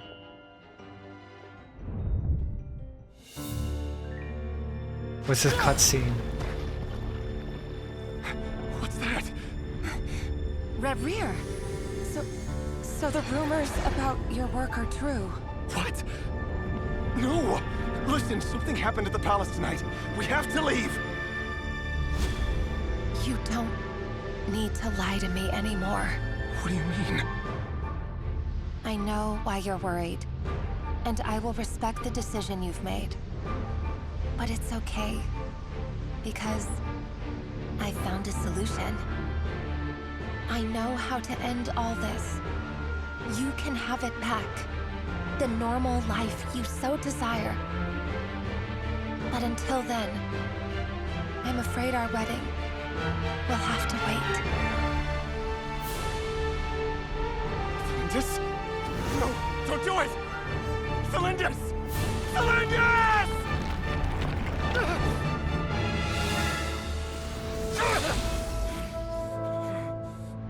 I told you, Reverie. Let her go. You will find someone better. You can't say that to a man like this. Not now. I have to save her! By what means exactly? A lowly pawn. You lack the power and the strength of will. This is him being corrupted. I know it. Tell me! Come to the palace. Join us.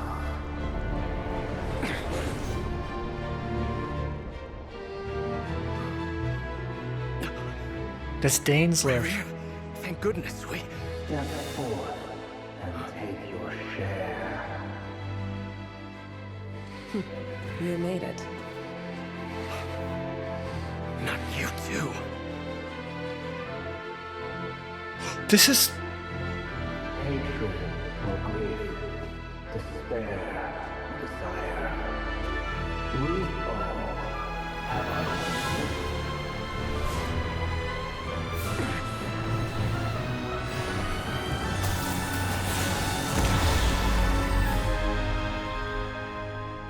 Rarier. Rarier. Lindis. Were you daydreaming?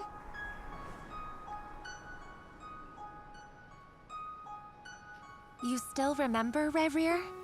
That question you asked me a couple of weeks ago? Oh.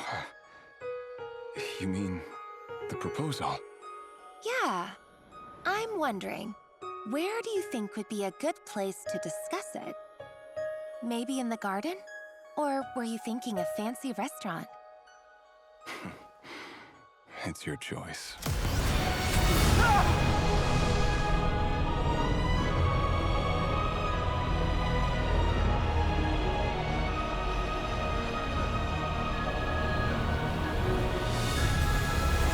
I'm confused. I feel like she, summoned Renova.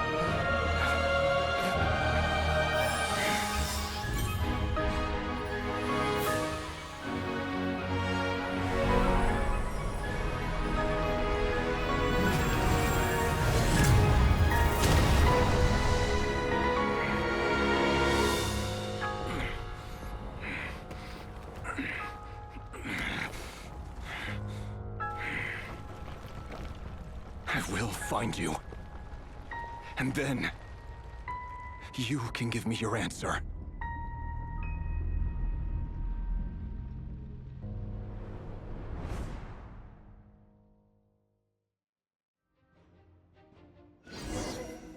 What did she do wrong? So that's how the Raker of Solnari was born. A monster created by circumstance is a monster all the same. Viewing other people's thoughts for too long can get uncomfortable. Right now, I'm feeling a strong sense of loathing. In a nutshell, the story of Conria is what happens when the truth falls by the wayside. Everyone tells little white lies, and before long, you have a huge pack of lies that destroys everything. Whew. Time to get back. His past is filled with sorrow, but the tale of any fallen civilization is one of endless tragedy. Cruel as it may be, that was Conria's fate. They took a deal with the Abyss? Is that what it was?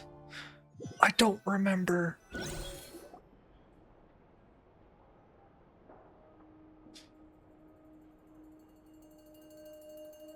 Everyone, I'm back. Can I get a standing ovation?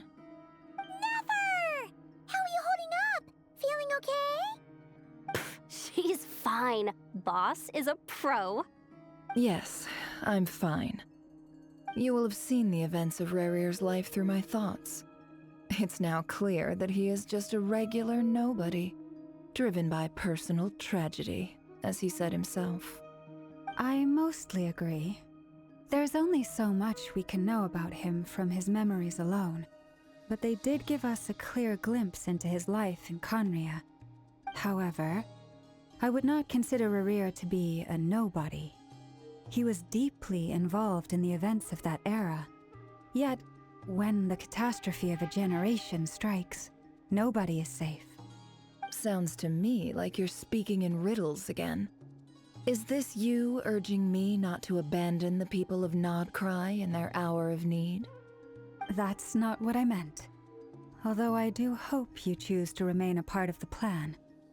Without you, the mission ahead will be all but impossible. Then try to remember that I respond better to the carrot than the stick. And I don't appreciate being bossed around. Now, as for you, Missy, you were excellent. You stuck to the rules of the ceremony and kept your mouth shut the entire time. Bravo. Cool! So, can you fill me in on the deets now? Most of what I saw went right over my head. Patience. You'll hear the whole story, don't you worry. But let's meet up with the others first. It will save me narrating it twice. Yehoda? Yes, boss! Let me get that door for ya. She's such a good boss. That's more like it. For a moment there, I was worried you'd forgotten about the first clause of your employment contract. Forgive my curiosity, but what does the first clause say? It says I gotta do the annoying stuff that boss is too lazy to do for herself. Like opening the door, pouring the tea, yada yada. Is that right? If something is in the contract, it's because she willingly agreed to it. Rest assured that the Curatorium abides by the very strictest of labor policies. You don't seriously think I'm cruel enough to treat her like my slave? In any case, I've hardly shied away from my share of the work today. Hope I don't catch Flintz and Varka lounging about in their chairs, enjoying a leisurely cup of tea. There's nothing I dislike more than other people enjoying themselves while I'm hard at work.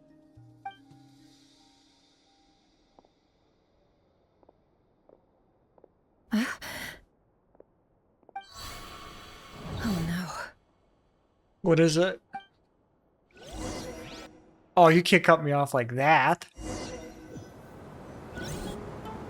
Sorry to disturb you, but we seem to have run into some trouble. Evidently so. Don't worry, I'm not about to leave you to fend for yourselves. I'm not that kind of boss. And it would go against the Curatorium's labor policy. I'm sorry. What did you hear me say? I wasn't talking about labor policy. Wait. Oh no. How long have I been standing here?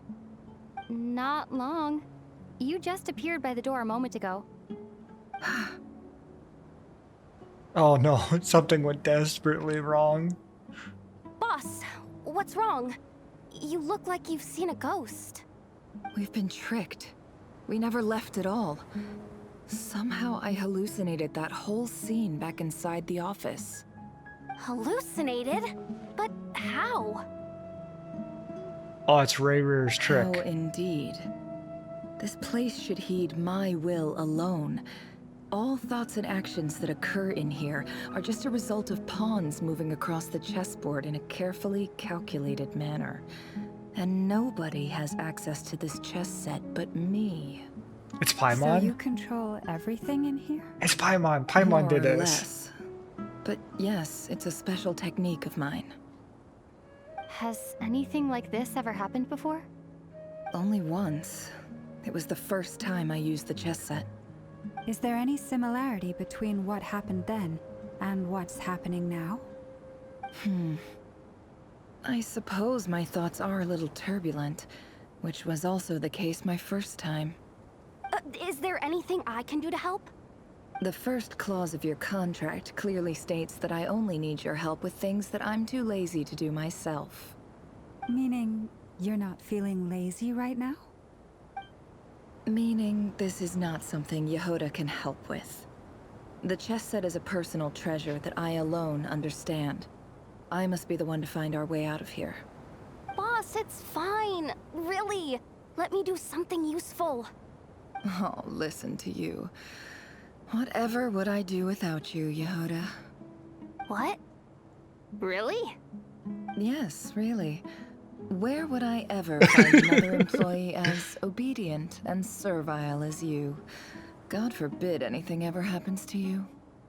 Again, Yehoda's got some of the best expressions. Anyway, I was thinking of fetching some water. There's gotta be a source around here somewhere. I suggest everyone finds someplace comfortable to take a rest. We gotta conserve our energy. Even though all this chess malarkey doesn't exist in a physical sense, mentally speaking, it's all real. And so is our tiredness and fatigue. You don't want to dismiss mental fatigue.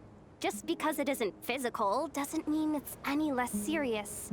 But anyway, I got your backs, so don't worry about a thing. Don't I have the best employees? Jealous much? If we can find a suitable time, I'd love to borrow Yehoda for a day to help out at the Frost Moon Scions. Would you be amenable to that, Boss Nefer? Oh, Lauma. Have I ever told you just how pretty you are? Oh, Beauty runs from the tips of your antlers to the depths of your imagination. Why are you flirting with her, huh? Time to rally, everyone. Follow me. Why are you flirting right now? As we continue our journey, the same rules will apply. That means stay focused and no talking no matter what we encounter. And don't disturb the chess pieces. You have my word that I will get us all out of here.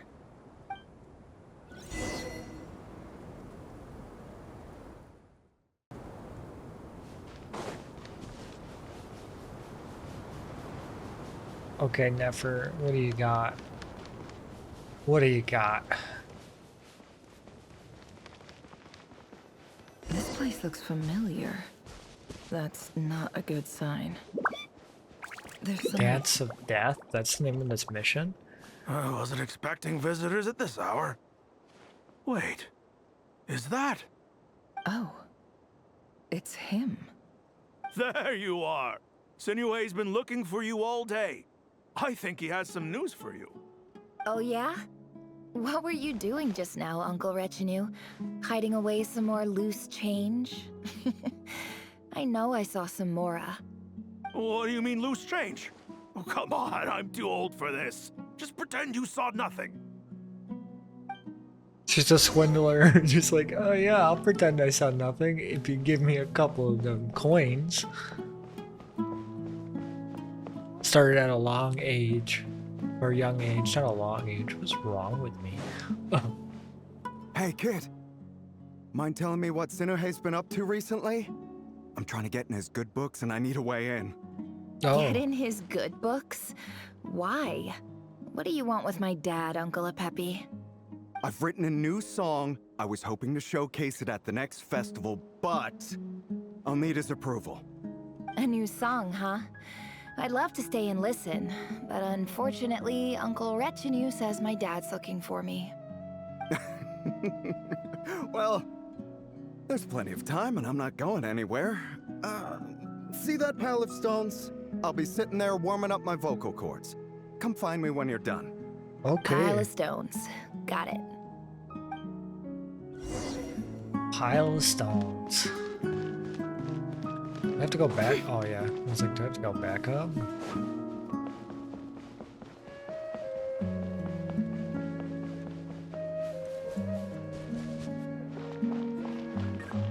What's up, Hi, Pops? Dad. Uncle Retinue said you were looking for me. Ah, there's my little princess. If you'd gotten back just a little sooner, you could have shared the spoils of war with me. Spoils of war? Who were you fighting against, Dad? It was just a figure of speech. The aftermath of a sandstorm is no time to be waging war. I was talking about our war against thirst. I went out to fix our water supply problem, and now I'm back. Which means... We have a well again! That's right. I found a new one and brought back as much water as I could carry. It should last us for a good while. If it wasn't for these blasted sandstorms, our wells wouldn't be caving in. You wouldn't be spending all your time out searching for new water sources. As the chief of our tribe, I'm supposed to be leading us out of hardship and poverty, onto better things. You know how prosperous our ancestors were. Why are you always looking at his feet? I've told you all the stories. And look at us now. Squeezed into these hovels. No one would choose this, if it wasn't for the endless wars over the years. But things are looking up. I started working with some folks from the academia a few months back. They gave me some contacts in return for my assistance in the desert. So you're the academia's helper now? Special ambassador, they call it. Think of it as a partnership. It's nothing bad, okay? We've been isolated here in the desert for too long. Seeking opportunities elsewhere is the best thing for us, and the fastest way to progress. So, do you get anything good out of being a special ambassador? Of course. My luck's improving all the time. One day, I swear I'm gonna lead us out of this place. We'll find somewhere new. Somewhere better. New and better. I see.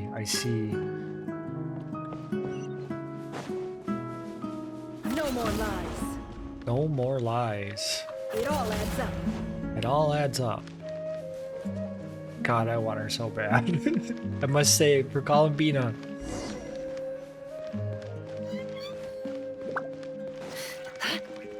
But after I have Columbina, we'll come back to you, Nefer. Boss Nefer. That's our well, and you know it. You stole from us. Well, you've gone from chief to thief, and now you have to face the consequences. Did you really think you could take our water without permission and get away with it? You're either brave, stupid, or both. And that Special Ambassador Act? Yeah, nice try! We spoke to the Academia. They said it was all news to them. You're a liar and a cheat!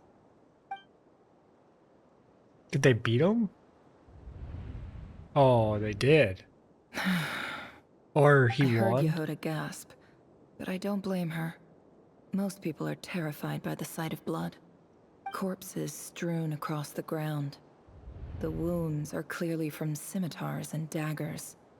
The desert dwellers' weapons of choice. There's a handwritten note on the ground. Let's see what it says. Halil, this is Sinuhe, chief of the Shimti tribe. Surely you remember me. I was the one who helped you and your colleagues avoid the quicksand in the desert. This is my second time writing to you. I assume my last letter must have gotten lost in the mail, as I didn't receive a reply. I hope this one makes it to you safely. I'm writing to you because I need some help. That sandstorm the other day completely blocked up our well, forcing me to look for another water source in Iab and Unut territory. It was a matter of survival. Praise the gods. The well of the Iab tribe was intact. It was my last resort. I drew what water I could and left, but not without being spotted. I fear they will retaliate. You told me to write to you if I ever needed help. You said you'd be my ally in the Academia. Interesting. I urgently need you to formally recognize my title of Special Ambassador and send some of your people to assist me for a few days. It's the only way I can convince them that this was the Academia's decision and prevent them from retaliating. This is an emergency. Please send help as soon as Very possible. interesting. I get desperate This letter measures. never got sent. The writer died a grisly death, and the letter was trampled into the ground. It's badly defaced. Some parts are barely legible. What a ridiculous lie the surviving Shimti tell. Their whole village was butchered over a sip of water. Wasn't that her village? Ah, officer. Welcome. Welcome to our humble village. I do have a question. I thought you would at least have the courtesy to provide some respectable libations. This is the finest wine Aru village has to offer. I promise. The Academia is not impressed.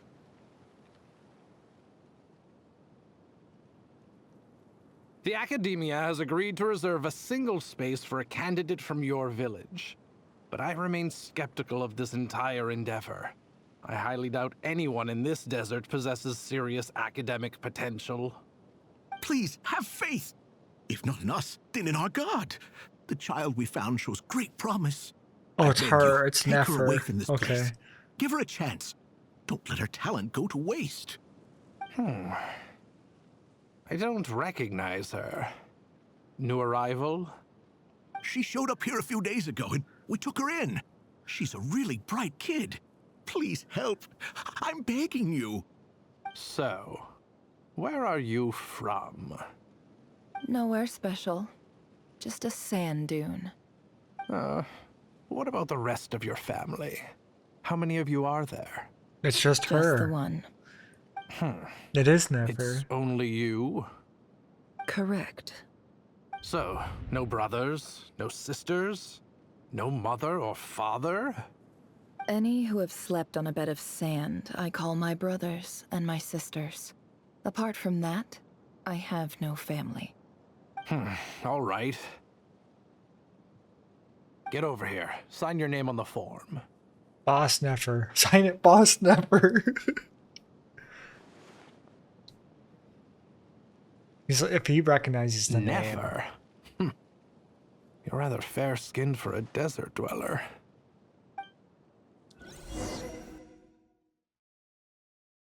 Because she lurks in the shadows, where she does her business.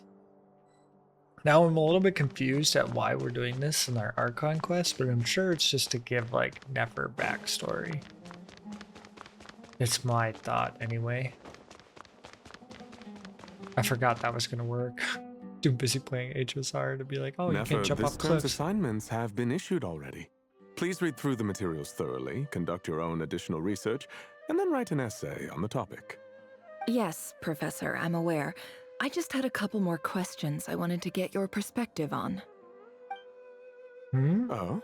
Please, ask away. He's like, interesting. Well, I saw the other students' problem sheets, and I couldn't help but notice that my assignment is much easier than theirs. Do you really think I'm a weak student? A weak student? Goodness, no. Quite the opposite. You have a sharp mind. Almost too sharp. I think what you're saying is, a weak student wouldn't have noticed the discrepancy. And if they did, they certainly wouldn't complain about the lighter workload. You see, sharp as they come. You see things the way they are. And I'm sure you know why they're like that. Because of where I come from. Because I'm different. Not exactly. I'm sorry, Nefer. I don't like it any more than you do. It's just... Anyway, you said you had a couple of questions. What's the other one? It's like, next topic. I wanted to check. If someone sent me a letter to the academia, where do I go to collect it? Ah, your family wrote to you. Well, as long as they put your name on the envelope, someone should hand it right to you. Not exactly. It's not even a recent letter. I was just curious where the mail would end up if no one collects it. The House of Dana, I expect. I know there's a box for unclaimed Oh my mail gosh, somewhere in there, I figured it probably out sitting on a already. shelf. Whatever you're looking for, that'd be the place to start. Okay, got it. This is where Thank our you, Professor. favorite Oh, don't mention doll scammer comes in. Honestly, I feel like I failed you. I'm supposed to be your teacher, but I haven't taught you anything. Hey, don't say that. You're a great teacher, and you do your best for all your students. But the rules are the rules. You're not allowed to teach students like me. It's not just the academia either. The whole world bends over backwards for the successful, and leaves the losers to suffer and die. Oh, my dear child. Don't tell me you've given up on life already. Quite the I opposite. haven't. I just think that if you want to make it in this world, you have to find a way to become successful. It's quite true. Quite true.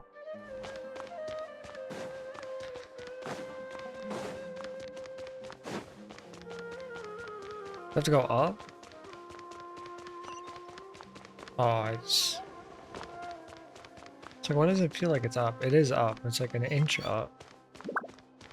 There's just a box in the corner. This must be it. A big cardboard box full of unclaimed mail. And probably some letters that ended up here by mistake, too. Let's take a look.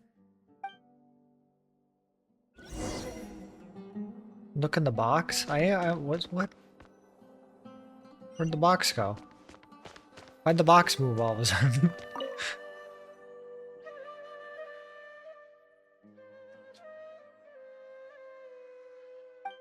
Oh. A dilapidation survey from Port Ormos. Looks like it's from a Core of 30 representative. What a strange thought. A bunch of mercs losing sleep over rundown buildings. Next. This one was never even opened. I guess the recipient didn't care what the Core of 30 had to say about anything. Who was it addressed to? I don't recognize the name, but it must have been a Kasharawar professor. Next. There's only 3 This letters? one is addressed to the Immorta Sage. The title is Changes Observed in Satyavada Life Symptoms. Why do all these letters read like full-blown dissertations? It's so true. Guided by the incense, we became lost somewhere in the forest. Oh, I'll think about my All dissertation. the barriers between levels of consciousness disappeared as our minds soared around in circles, looking for a branch to seek refuge on. In clinical terms, these symptoms fit the description of incense poisoning. The Immorta Darshan strictly prohibits the use of hallucinogenic substances, but I believe there are still people getting away with it. For example, my neighbor who always breaks out into song and dance after using incense. This seems like something the academia would want to know about. Why wasn't it collected? Wait, what's this written on the back? It's so small. The note says, the sender authored this letter while under the influence of mushrooms. I would send it back, but no return address was provided.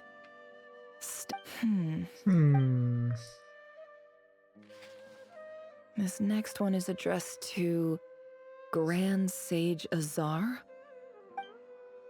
A few words of protest regarding recent changes in Sumeru's educational policy. Ooh, this is about me. In recent years, the academia has taken on a small number of students from the desert region. That would be as you. per the policy to this effect. Yes.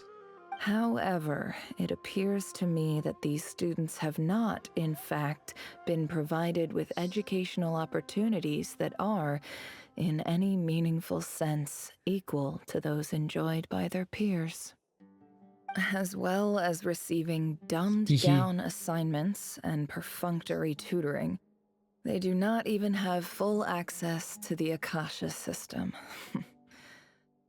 Education is the fundamental purpose of this institution, which should go without saying in a nation whose founding virtues are knowledge and wisdom.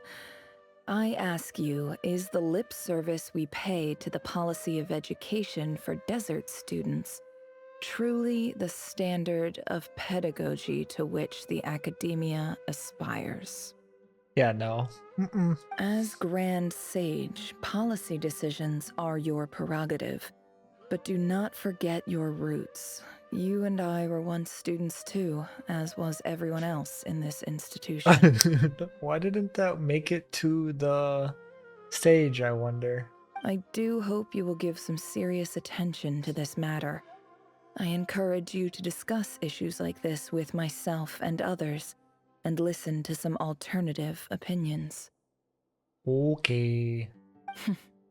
Great letter. Shame it didn't get to where it needed to go.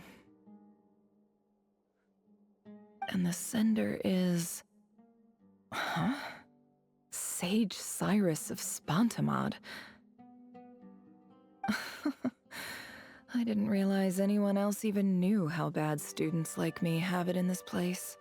Wasn't that the one she was just talking to? So this is where letters from the Sage of Spontamod end up? Nice one, Grand Sage. Really enlightened leadership. Whatever. This isn't what I came here for. Moving on. I'm not exactly holding out hope that a letter sent from the desert would even make it here. But if it did, where else would it end up if not in this box? I can't believe how much discarded mail there is. Must have been years since someone last went through it all. Yep, start at the bottom and And work this your is way just back one up in box. effort. The whole House of Dana is boxes on shelves. I don't believe for 1 second that any human being has sat down and read through all the documents in this place. Who has that much free time on their hands? Looks like to be you. Wait, could this be it? It only takes 4 letters. The least fancy envelope on the bot. Written on crude quality paper. And of course, it would be right at the bottom of the pile. Clearly, no one ever gave this letter so much as a first glance, let alone a second. The handwriting on the letter looks very familiar. Greetings, Halil. My name is Sinuhe, chief of the Shimti tribe. I was the one who came to you in your colony's aid when you ran into trouble in the Great Red Sand. I know what this says. I don't know how well you remember it now, but I brought you to safety and gave you some water and other supplies. You seemed very pleased and told me your name. In my tribe, learning a person's true name is serious business, and I therefore see you all as friends. You were kind enough to leave your contact details so we could stay in touch. The Shimti tribe lives a harsh, nomadic existence in the desert. You were sympathetic towards my plight, promising to make me a special ambassador of the academia and help us find a way to make a better living. This brings me to my reason for writing. Our tribe has fallen on particularly hard times, and I would like to ask for your assistance. There was a terrible sandstorm a few days ago, which blocked up the well in our land. To ensure my people's survival, I had no choice but to venture into Iyab and Unut territory in search of an alternate water source. The Iyab and Unut are descended from the Thamudians, while we trace our ancestry to Tulatala. We worship the Lord of Flowers and have had relatively good relations with our fellow tribes up until now. I found a well belonging to the Iyab tribe. They declined to help us, but I really had no other option. So I took some water to keep me and my tribe alive. My actions are certain to incur their wrath. When we met, you assured me that you would be my ally in the academia. I would like to take you up on that offer, because I really need your help. I wonder if you could send an academia representative to meet with me. That aside, the last time you were here, you mentioned that the academia had started accepting students from the desert, and I told you a little about my daughter, Nefer. That would be her. We have next to no resources here in the desert, and my power and influence are limited. Would you consider enrolling my daughter at the academia? She is a smart This part girl. of the letter wasn't there the first I know time. she won't disappoint you. From the outset, the academia never took you seriously. Those things they promised were just empty words. I doubt they even remember the name Sinuhe. And you were so emphatic that your luck had finally changed for the better. You swore you'd lead us to a better place one day. You spoke with such conviction, like you were the most powerful chief in the whole desert. You liar. You lied about everything. You promised the world and delivered on none of it. And who fell for it? Just me, by the looks of it. Despite your best efforts. Which makes you a pathetic liar. You weren't even any good at it. Oh. I think I'll take over from here. Let me show you how it's done.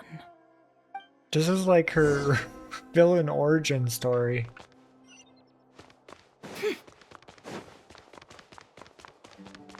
Can't hide the truth. It all adds up.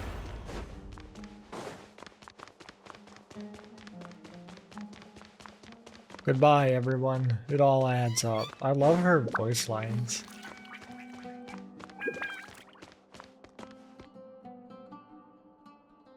I just came to say goodbye. Thanks for everything you've done for me in my time here. Nefer? You packed your bags. Where are you going? I'm quitting. Something's come up in my hometown. Gonna head back and deal with it. Huh? But what? But this was a hard-won opportunity for you. You know that better than I do. It was. But it doesn't matter. I have more important things to deal with, and they can't wait. Oh, and I didn't want to overfill my bags, so I left some incense on your desk. What's wrong? I thought you liked incense. Although, I did read somewhere in the House of Dana that it has hallucinogenic effects. Don't use it all at once, alright? Isn't this the stuff you brought from your hometown? You're just letting me have it? But you said it's a rare and valuable commodity. Yeah, about that. I lied. I lied. It's not rare at all. There's this bunch of ruins near my hometown that are practically overgrown with this plant. It's not worth much. Keep it, it's fine. But Nefer... Alright, that's all from me. You take care. Take care now, sweetie. Like not an Don't forget me, endearing okay? sweetie. I mean, we're more than just classmates, right? We're friends. Yeah, I'll remember you. I lied again. That incense is worth a fortune, and it's a rare find even in those ruins. And as for remembering her, I have far too much to do when I get back. No time to reminisce. I'll be lucky if I even make it through this alive. But either way, she's just a liar. She's like, oh my god. She's like, I don't want to talk about it. I'm gonna lie my way out of this. I respect that, Nefer. I really do. No more games.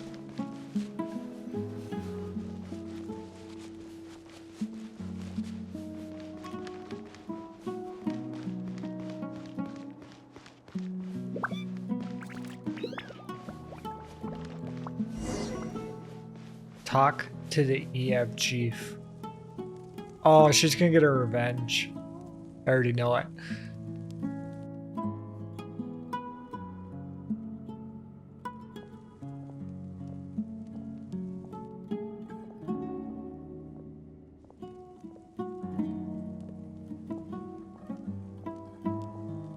It's a pleasure to meet you, Mr. Arif.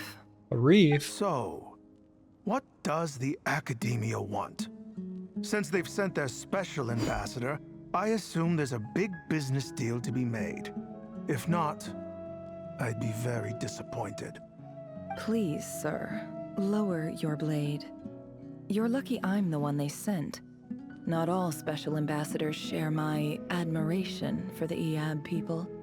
The ever-shifting balance of power in the desert reduced the once great civilizations of this region to rubble and sand. But the story of the EAB has a very different trajectory. Others grew weak, but you grew strong, beginning in obscurity and moving she's to totally prosperity. scheming something. You're the only ones who defied the trend. Huh. So, you do know who you're dealing with? This well is the perfect symbol of your strength, is it not? It used to belong to the Unut, but it looks like you have control over it now.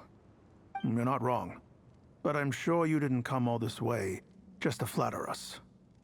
Of course not. I came to bring you some very good news.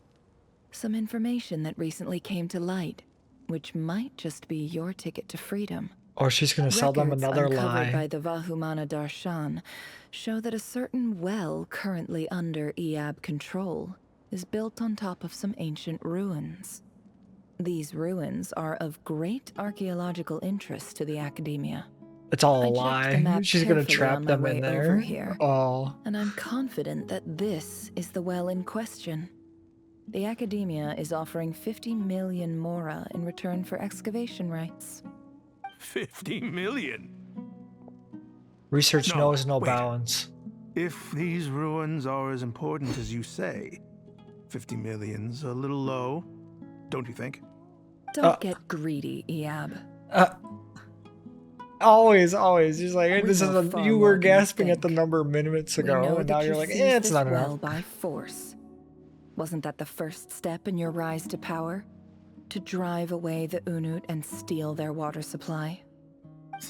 So what if it was?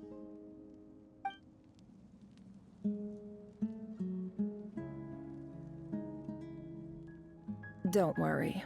As unscrupulous as it was, it's something we're willing to overlook. The Academia is only interested in dealing with the de facto power holders in the region. I hope I am making myself clear. And I hope your words are the truth.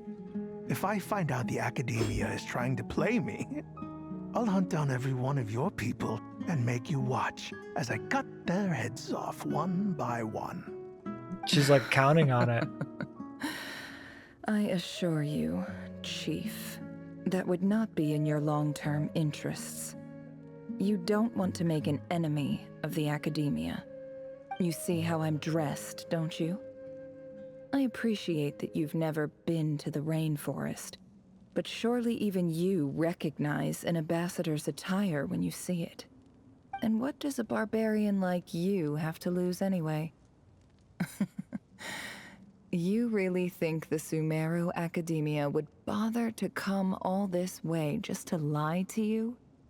We have more important things to She's worry good. about. She's sneaky. All right, I take your point. The Academia is the highest authority in the land. I'm sure you're trustworthy people. In that case, we have a deal. We will sell you the excavation rights. I'd like to thank you, Ambassador. This is good news indeed. Excellent news. In fact, it calls for a celebration. Would you do us the honor of staying a while and enjoying some Eab hospitality? Gladly. I am partial to wine myself, and I trust you are as well. So let's indulge in a few drinks together. Oh, I heard it's just gonna be like some Roman Empire elated the labs drink the nights away and the prospect of their new wealth, but when the new day dawns, it brings some shocking news. Chief! Chief, it's an emergency! It's the Unut. They've taken the well. What? Well, don't just stand there. Take it back. Yes, Chief. I have every confidence in the Eab's military superiority, and yet... Well, what is it? The Unut's response was alarmingly fast. The day after we reach a deal, they seize the well. This can't be a coincidence. Perhaps there is a traitor in your midst. She's playing them. Oh my god. I don't think so. I am obliged to remind you, Chief, that the Academia will only deal with the de facto power holders. If you cannot regain control over the well, I'm afraid you won't She's see a like, oh my god, she's playing chess. Like 4D chess. Please, Ambassador, just give me some time. I swear the Unut will not get away with this. That well is ours, and so is the Mora. Glad to hear it. I will wait here for an update. If there is a traitor, I will find them. In the meantime, make yourself at home. I'm waiting for her to like lock them in the what's it called? Much obliged. She's gonna lock them in the well. 2 for 1.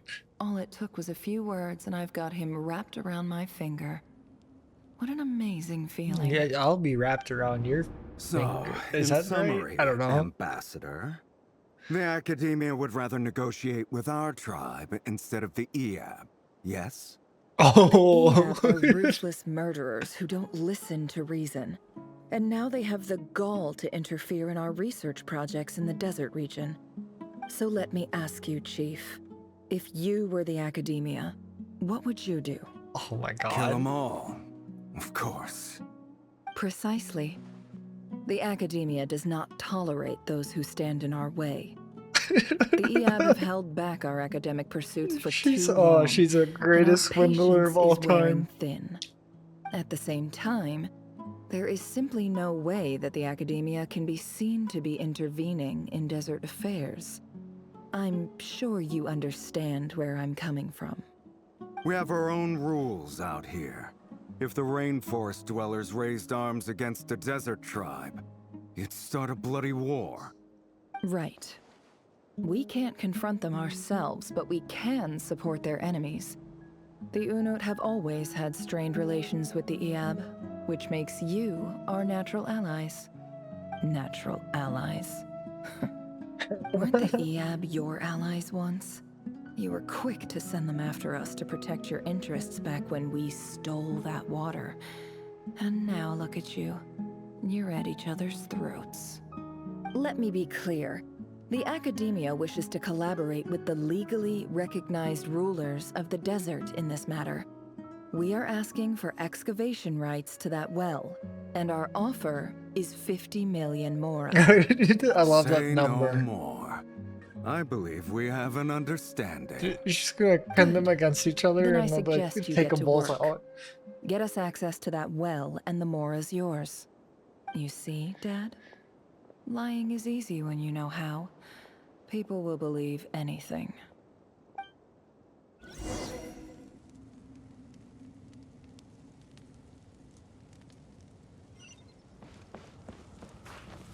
Continue exploring. I need to know how this conflict went.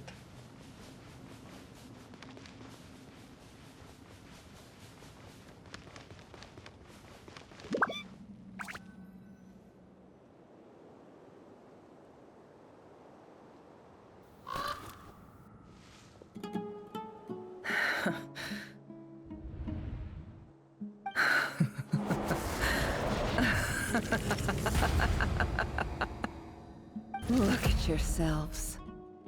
You may be vile, savage monsters, but your butchered bodies bleed like any others. You're no different. You're nothing special at all. The monsters who destroyed my home, they're just ordinary, petty human beings. What a joke. I think we're even now. Maybe I've even done the desert a favor. It's a better place without all these people around. Oh, she's the reason why there's no one there. My gullible fool of a father. Perhaps if you'd been as ruthless as I was today, our tribespeople would still be alive. In this dog-eat-dog world, a chief needs to be tough to survive. But you couldn't do what had to be done. So I did it for you. Nefer, it's okay. All of this is in the past now. She's not supposed to I talk, believe I but she remember you promising to remain silent. but she cares so much about you. Even so.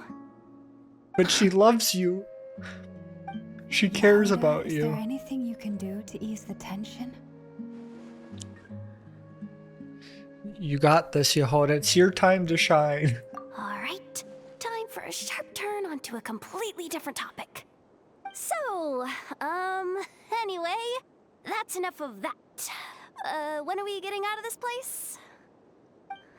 Feels like we've been walking forever. I'm getting pretty tired. Oh, Alma, you tired? Yes. If we can find somewhere to sit down, I could certainly do with a rest. It's not far now.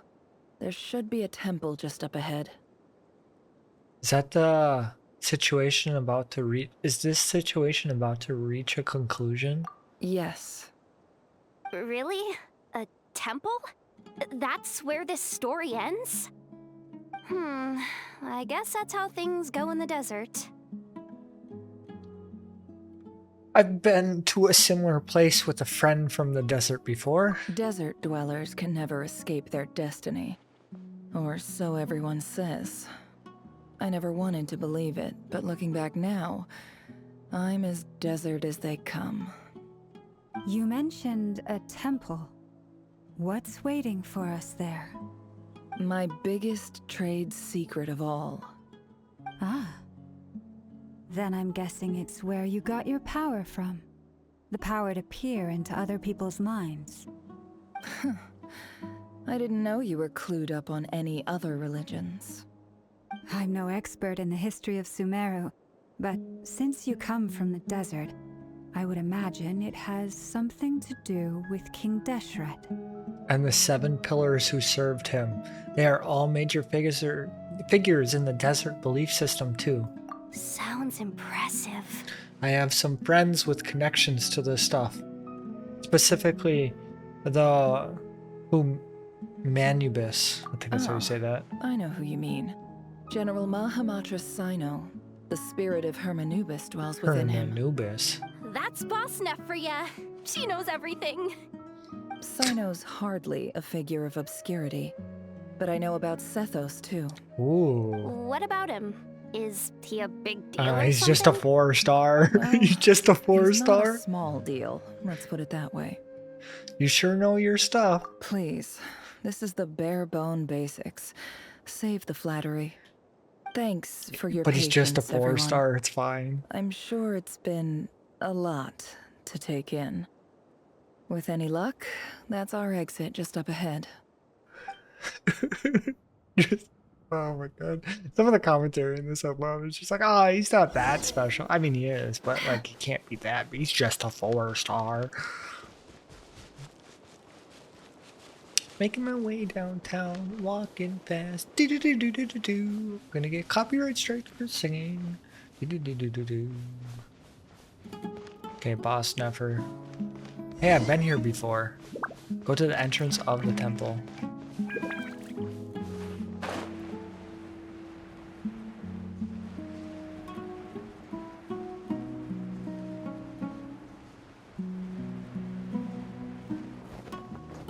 Oh.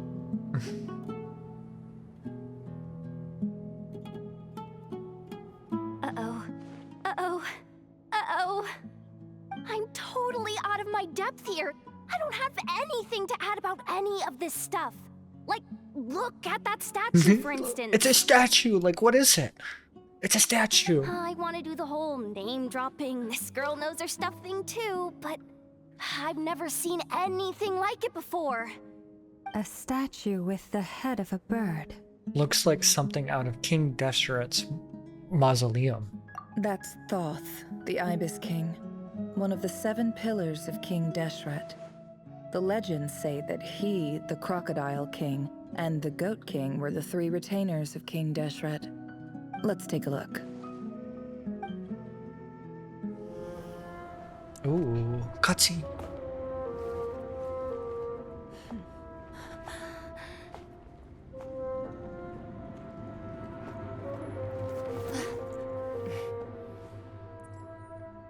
It's a cat. It's King Deshret. King Deshret is the cat. I've cracked the code. TP. It's just Ashru. So, all is well?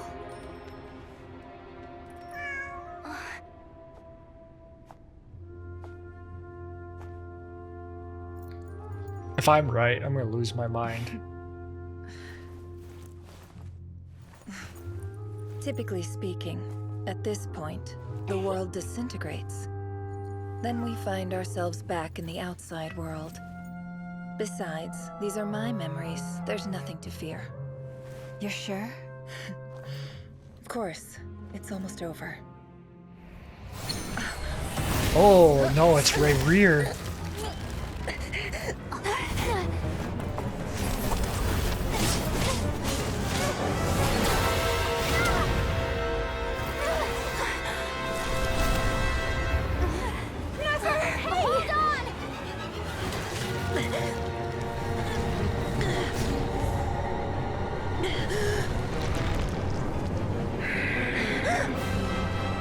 Knowing too much is always a death sentence.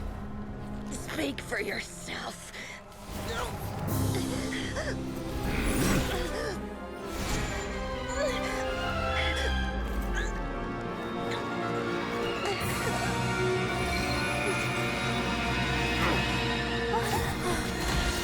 What is this? I know what this is, but I'm like...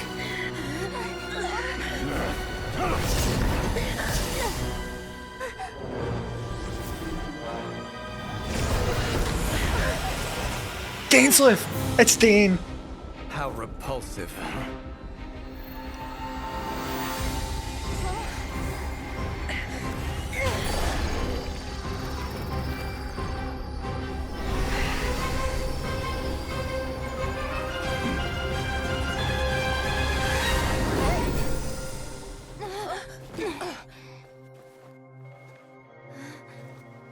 I was like, where's Columbina doing here?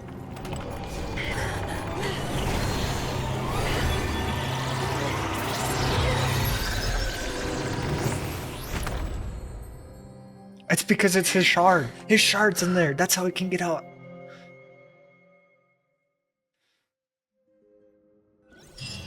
I put it all together afterwards. But in the moment, I was like, what? Timed that pretty well, didn't I? Yeah, that is impeccable timing, Columbina. I certainly think you did. Thank you. Yeah, that was my neck for sure. It's okay. I'm just glad no one was hurt.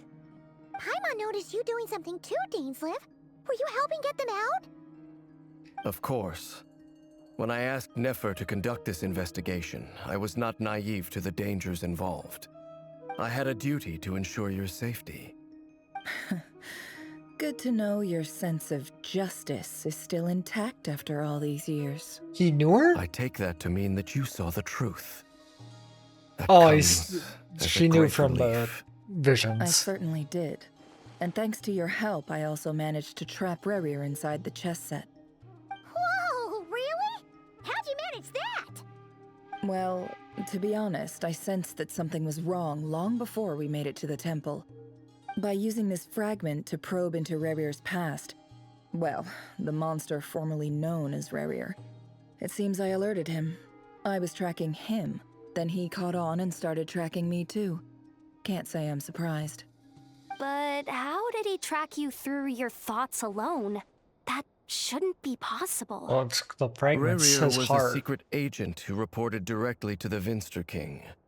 He is an expert at finding a trail and hunting down his So true. pursuers. No wonder. He infiltrated the chess set, read my thoughts, and built a new virtual chess set inside of it. That's why we weren't able to leave at first.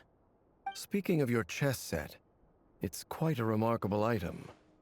Would I be right in thinking you have some connection to King Deshret? You overestimate me. I only have a connection with one of his underlings, the Ibis King. You all saw how this came to be.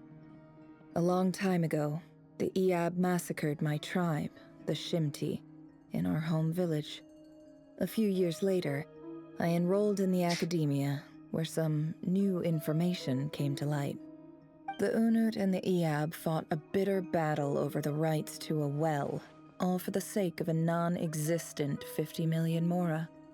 The Eab ultimately won that confrontation, but their victory came at the cost of almost every warrior in the tribe.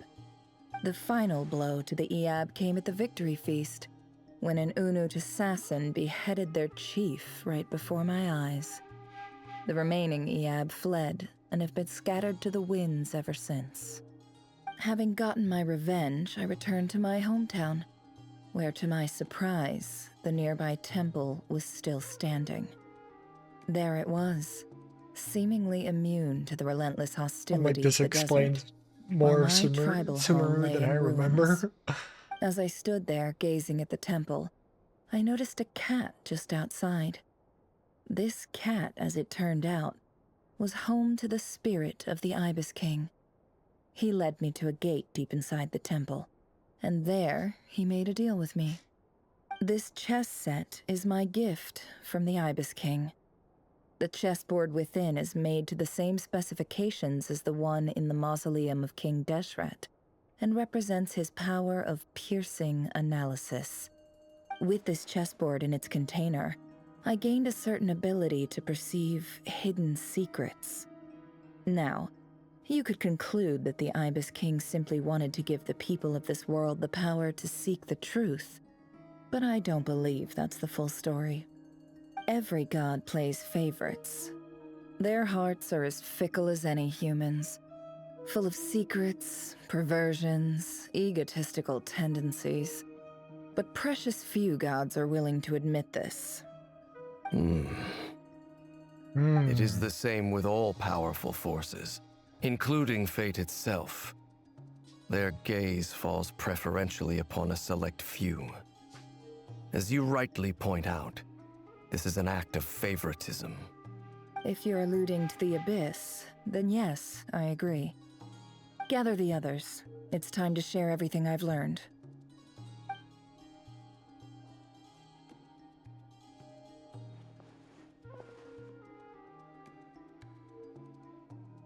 Thank you all for being here.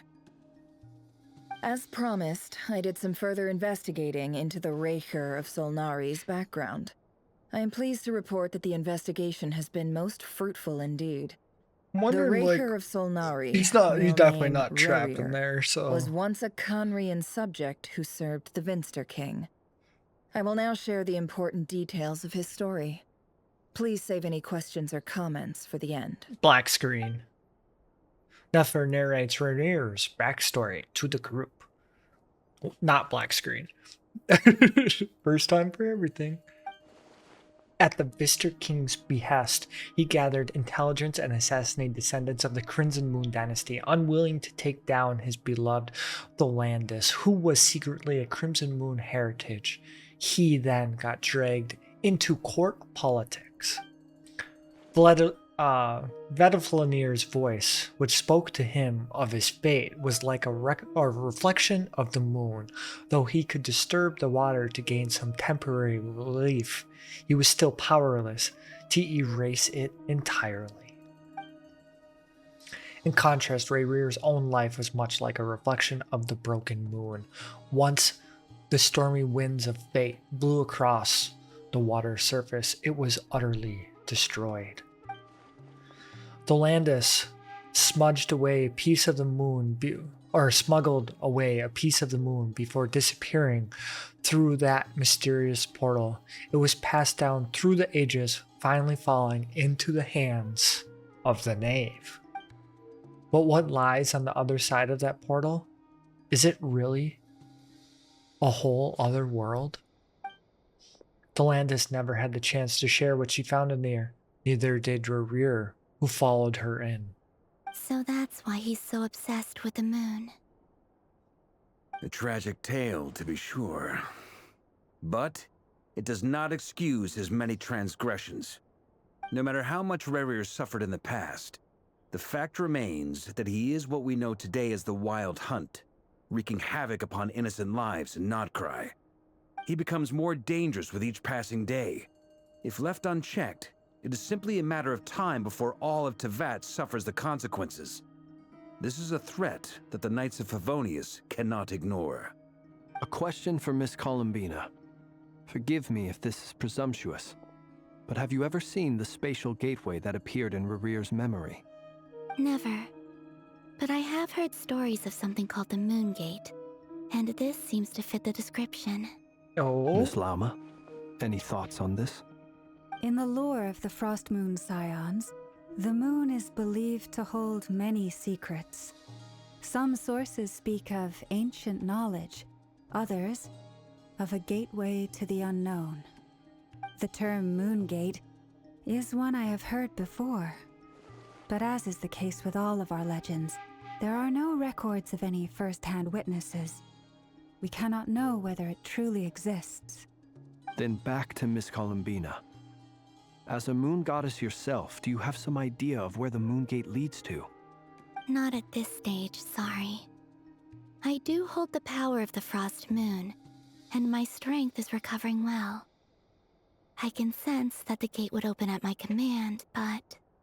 But there's more to the power of the Frost Moon than that? Yes. A moon goddess has the right to open the Moon Gate, since it is a path to the moon. But as Nefer mentioned, holding open a spatial gateway takes a huge amount of power. And right now, I need to conserve my energy to fight the Raker of Solnari. I'm afraid this is one mystery we may have to leave unsolved for now. I agree. Better to save your strength. But if you'll humor me for a moment, I have a bold conjecture of my own regarding the world beyond the gateway. I highly suspect that neither Tholindis nor Rerir made it through unscathed.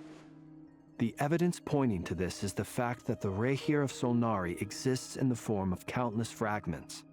With the abyssal power he wields, no ordinary foe can touch him, let alone tear him to shreds.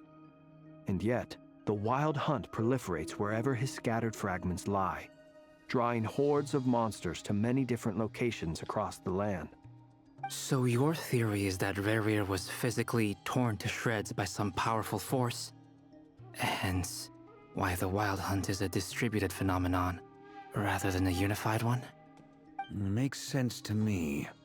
All of that Explains makes why sense. the Wild Hunt is so pervasive, and why he's been trying to piece himself back together.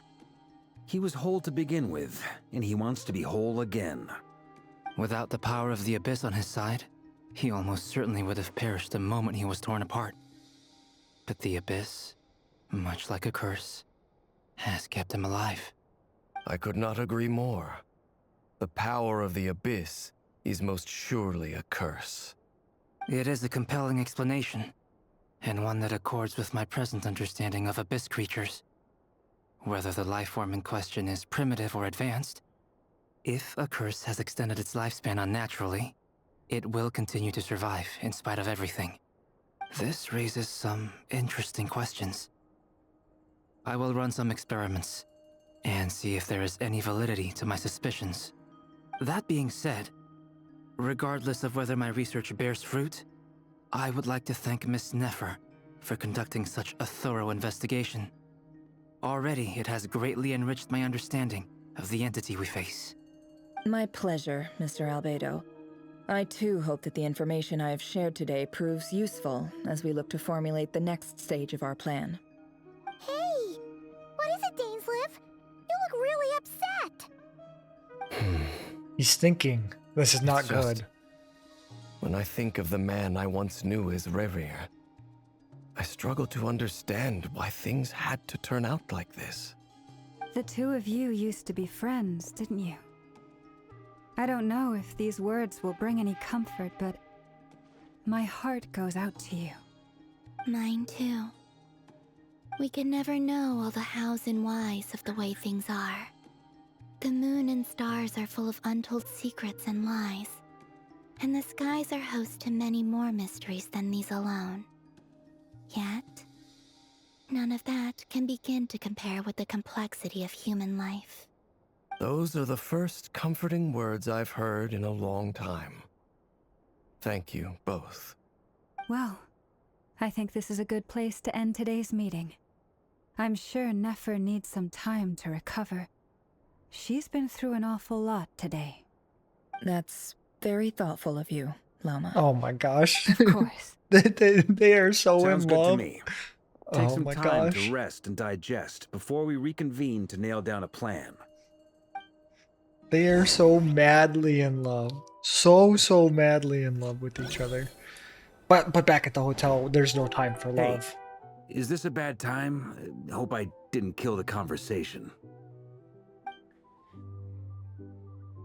What is it, Mr. Varka? Nice room. Oh, I'm not coming in, though. Why not? It's just a hotel room. If it's all the same, I'll just stay out here. I might not look the part, but I'm technically a knight. Barging into people's private quarters isn't the kind of thing we do.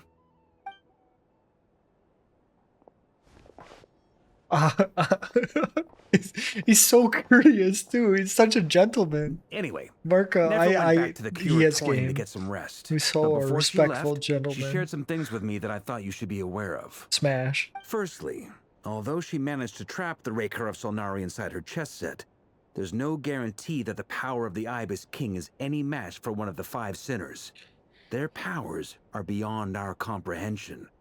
It's only a matter of time before he finds a way to break out. We have to come up with a plan and take care of him before that happens. Just throw him into Matland's volcano. Like, easy. Treat him like the ring. Well, I asked her that same question. She talked for a long time, but for the most part, It's like, why it don't seemed we like she was take trying to Bikini convince me how Bottom precious her and chess set move it is. somewhere What a long and else? storied history it has. It felt like some kind of sales pitch, you know? The kind where you end up handing over Mora against your will? Anyway, after all that, she finally answered the question. 2 days, at most. 2 days? Holy moly! Can we even recruit enough help in that time? That remains to be seen.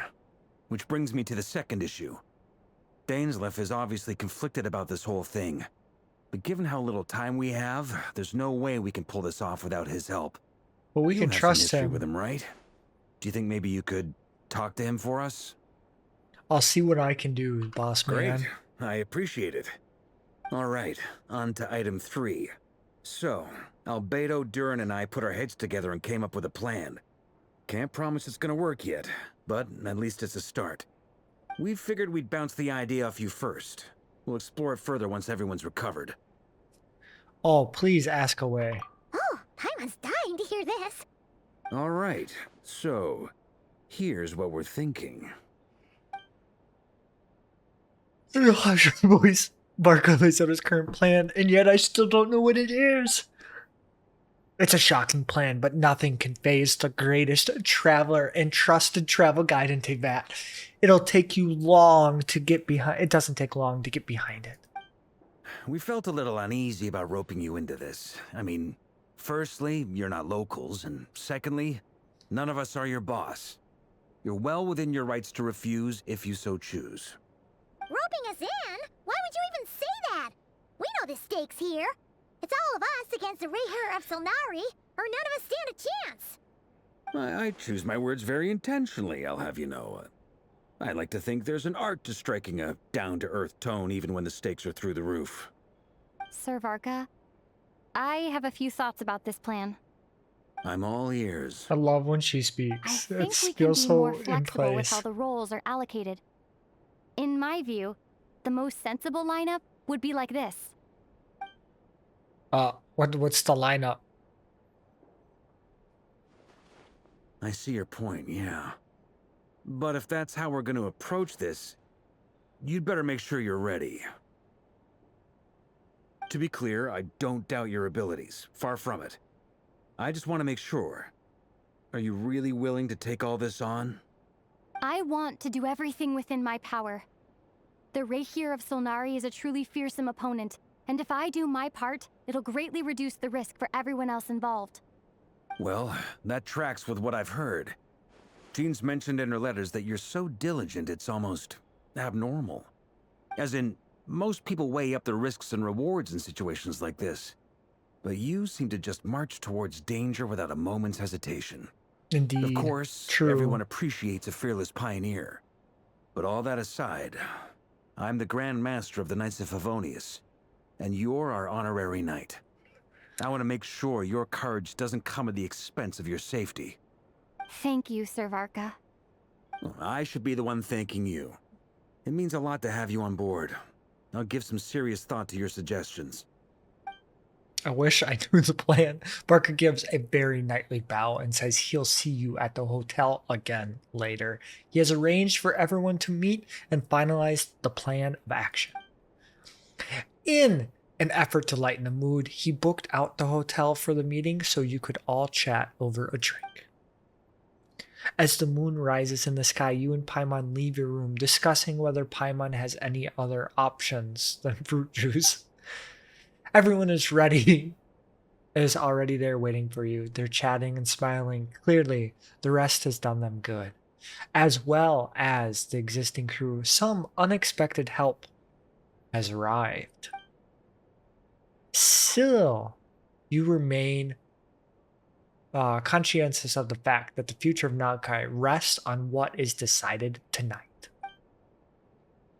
So many lives are at stake. You may never meet most of them, but whether they know it or not, all of them are counting on you. Blood and Gain. Discuss the plan with everyone. Let's go.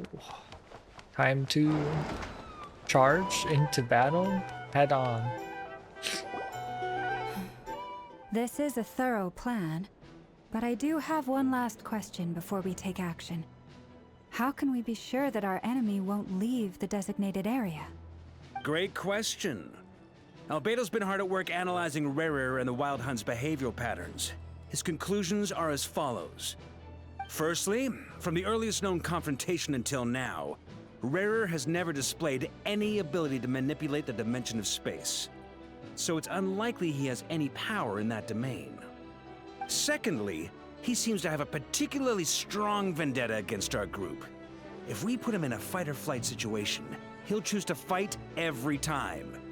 Thirdly, finally, and most importantly, he is consumed by hatred, both for the moon and for his enemies. Turns out, we tick both of those boxes. We have a reincarnated moon in our ranks, and a spy who accessed his private memories without permission. He'll be baying for blood, not looking to escape.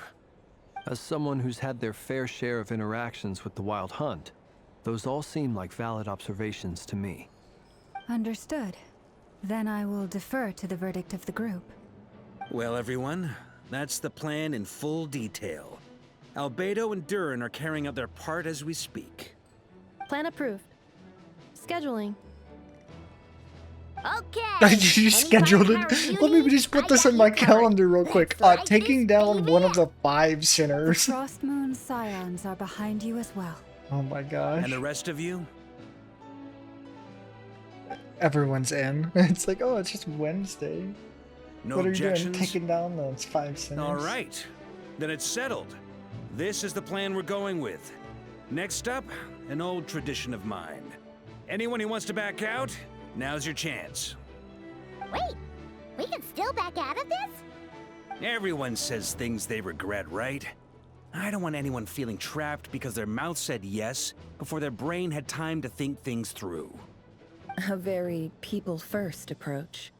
I hear that's common practice in the Knights of Favonius. Heh. Who'd you hear it from? D-Luke? Shh. We don't use people's real names at work. This contact will be known only as Owl, please and thank you. Owl? This plan can only work if everyone does their part. Who's Owl? Flint's and I will absolutely support it. We shall indeed. You'll be glad you accepted our help. Also, you are the last person I expected to see here, Miss Dory. Dory? It's not often I get called Dory in a work context. My peers usually call me Lord Sangama Bay. So, the longer your name, the higher your net worth. Is that the idea here? Yeah, kind of. In that case, Mr. Flint's here must be worth a fortune. Oh, she's got jokes too. That's right. I know your full name. It's... The walls are thin here. I'd appreciate you keeping that a secret. Okay, fine. I'm actually only here as a favor for someone else. Do you have any idea how much it would cost to hire me otherwise? Oh, does this mean someone out there actually has the power to boss Dory around? Yeah, it's me. Most certainly does not. We have a long-standing and mutually beneficial business partnership.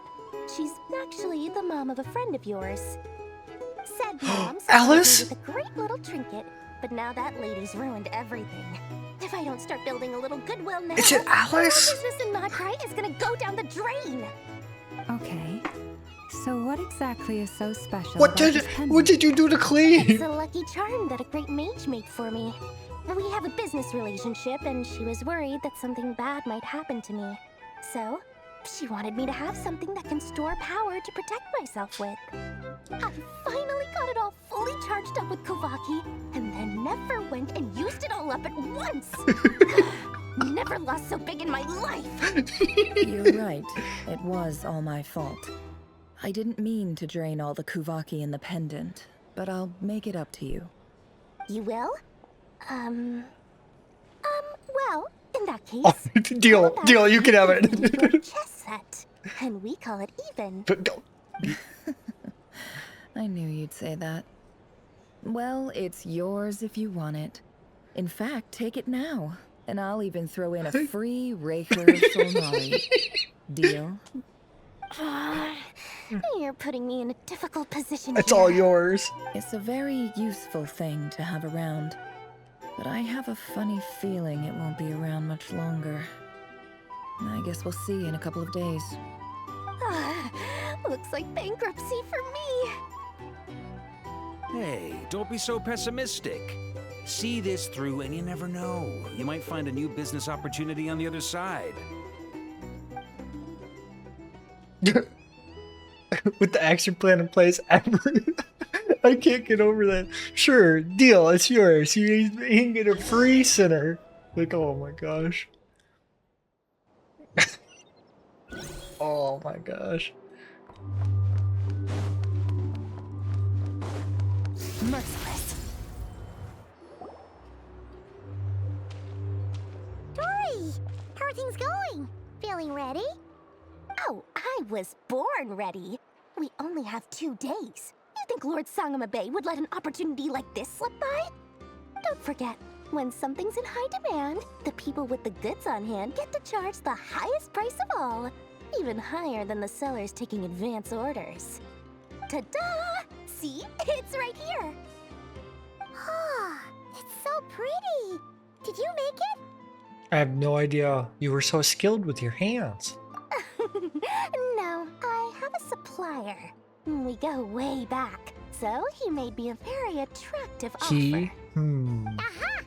No wonder you were talking about Lucky Charms at the meeting. You've been getting Kave to make them for you. That's not the full story. It actually started a while back as a project between me and the Dendro Archon. Mage Alice once warned me that this world won't stay safe forever.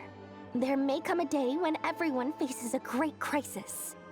I passed this on to the Dendro Archon, and she secretly brought together a research team made up of Sumeru's top scholars to invent a technology that could keep people safe.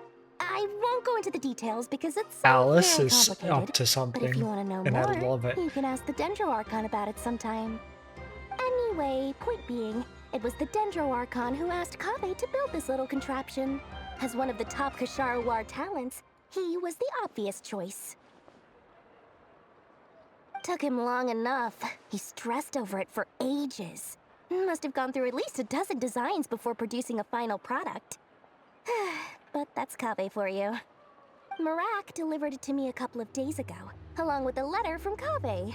Could I ask why I'm sending this technology to you? What's your proposed use case? Has it been approved by the relevant authorities? He's so nosy. My fault for sending him the research permit to begin with. Surely Nahida must have told him you were involved in this project. He was probably just nervous because you're always so secretive about your business. Could be, could be.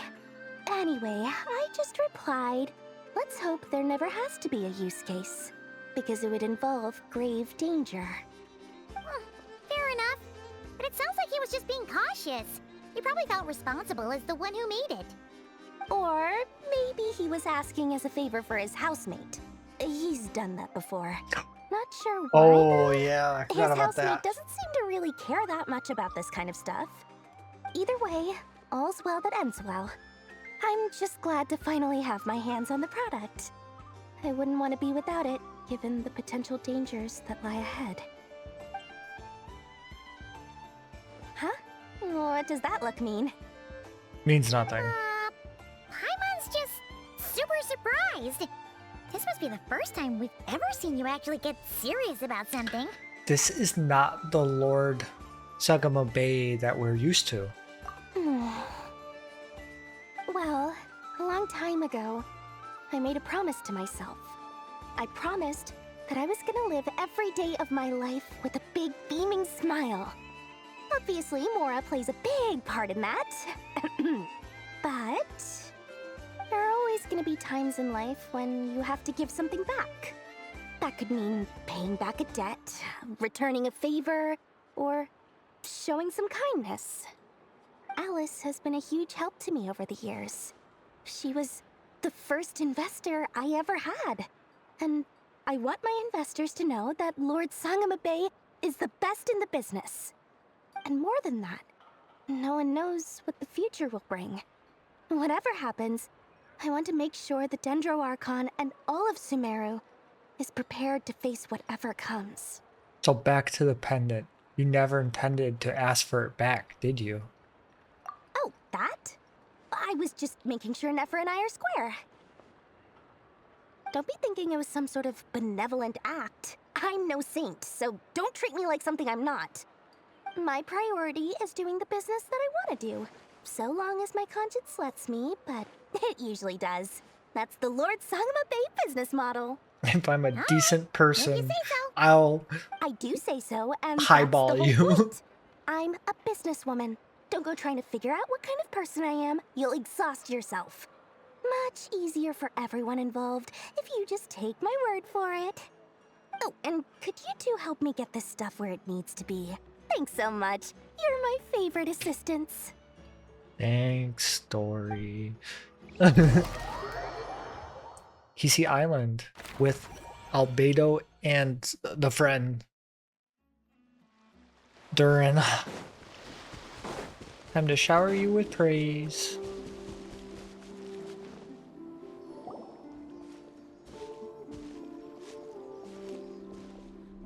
Traveler, Paimon, it's good to see you. Everything going smoothly over here? Sort of. As you're probably aware, Varka, Durin, and I captured some abyssal creatures from the Wild Hunt. Per the plan, we dissected and analyzed some samples of these creatures. The process went very smoothly. The findings, however, come with some troubling implications. What?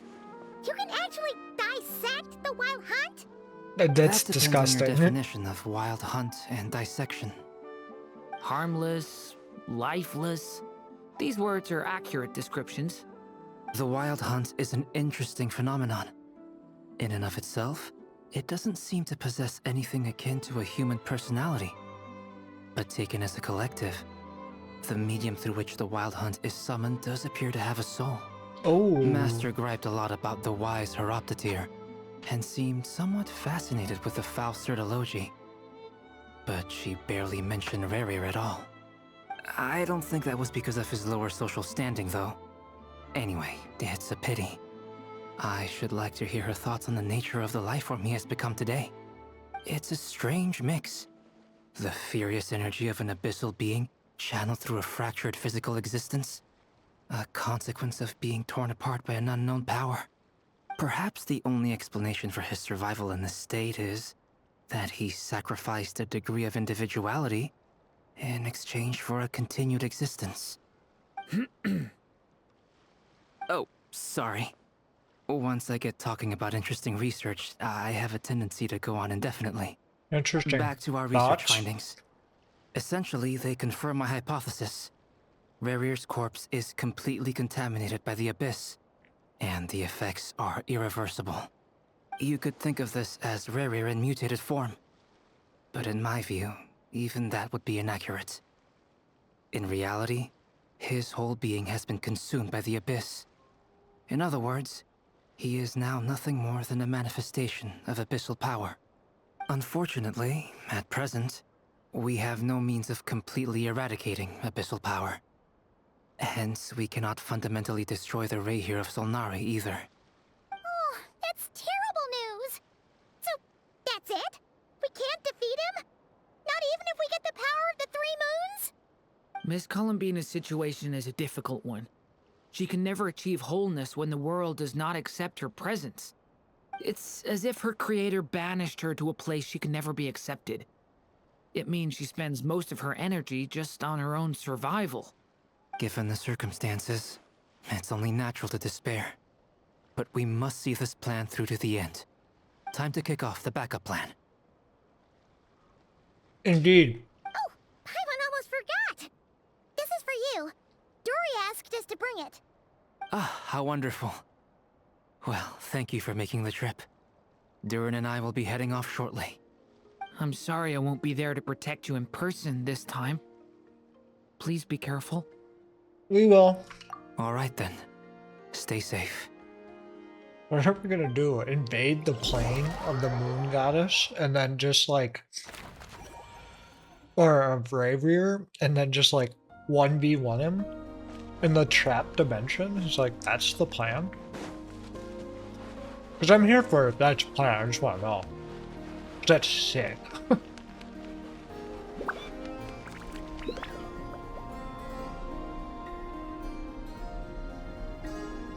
Miss Lauma, is everyone here? Yes. The fate of my flock is in your hands, Grandmaster Varka. Please keep them safe. My lady, what are you saying? Within the next 24 hours, we will face the biggest crisis the world has ever seen. Something like that. This is not a burden that we deserve to bear. But I believe that we reap what we sow in this life. So I intend to act. I must do what I think is right. For me, that means fighting for the future of Nodcry. This gentleman is the Grand Master of the Knights of Favonius, Varka, Knight of Boreas. In my absence, please follow his lead. Hey, everyone.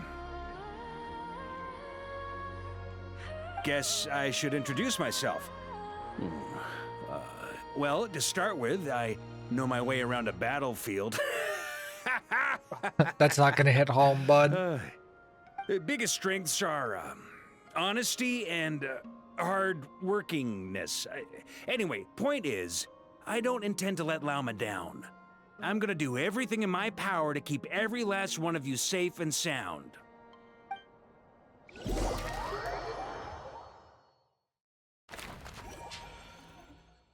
Crossmoon Enclave. Dainsliv and Columbina. We're at the pillar?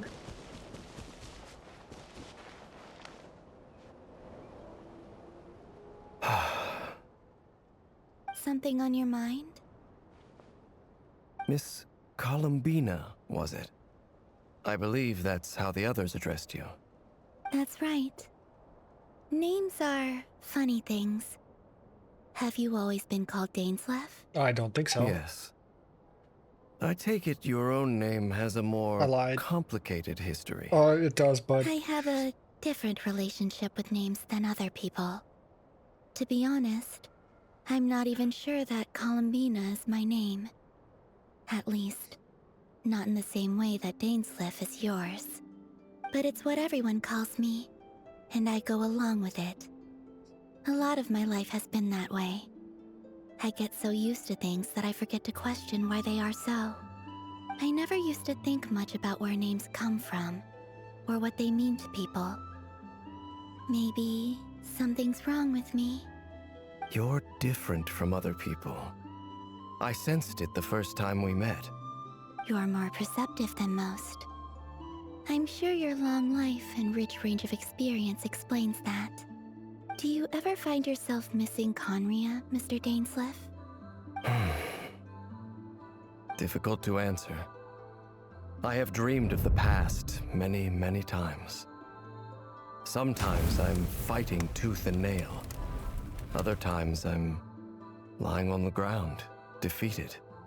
I don't recall any happy moments from that time. It has been too long. Is that because hatred survives longer than love and affection? That would not be for me to say. I make no excuses for the grudges I bear. But whatever the reason, I remember little that was beautiful or sentimental. Thank you for your help with the Rerir situation. Without These two your are just efforts, casually I having a never could have heart-to-heart at the learned top the of the hidden mountain. truth of his story. You're welcome. I know he's your friend. Friend? He betrayed me.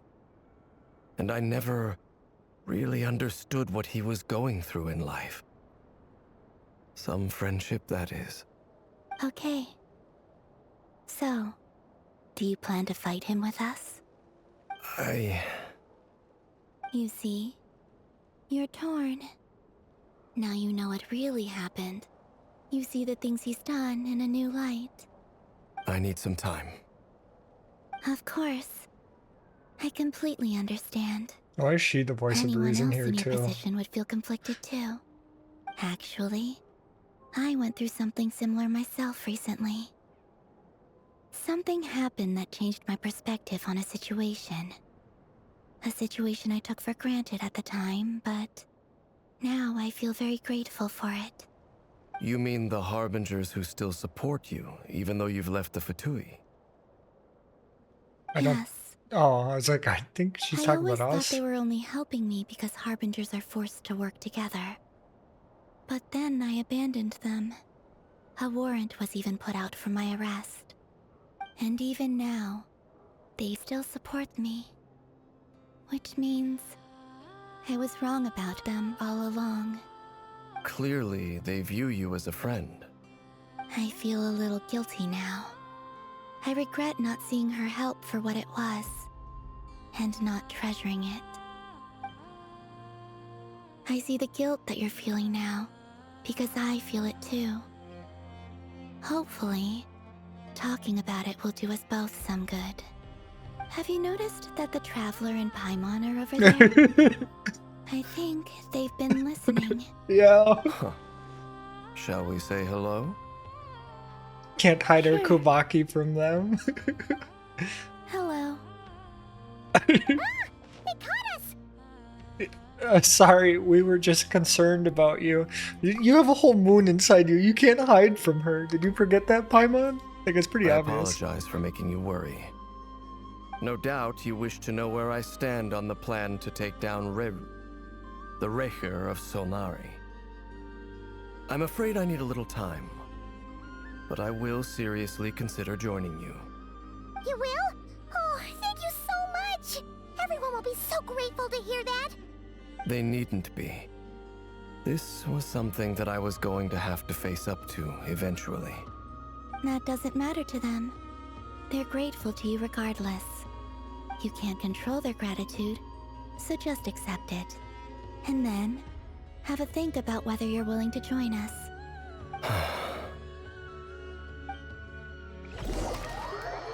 Now it's time to meet Nefer and her wife and Flynn, who's third wheeling. Showtime!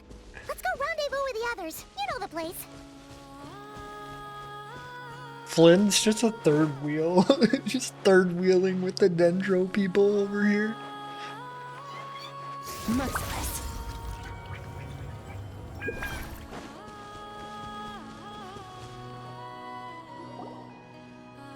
Hello, Mr. Third Wheel. How are you?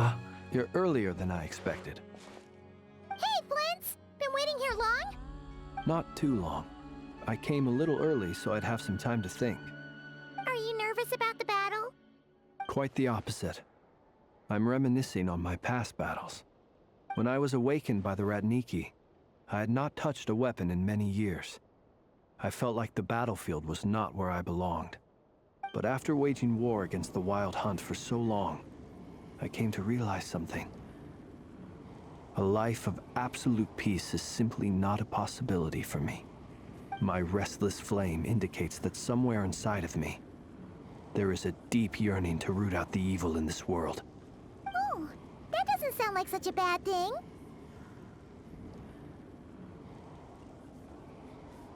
Maybe not. I agree. Well, in the past, when I was a Fae whose primary concern was hibernation, it was hardly ideal.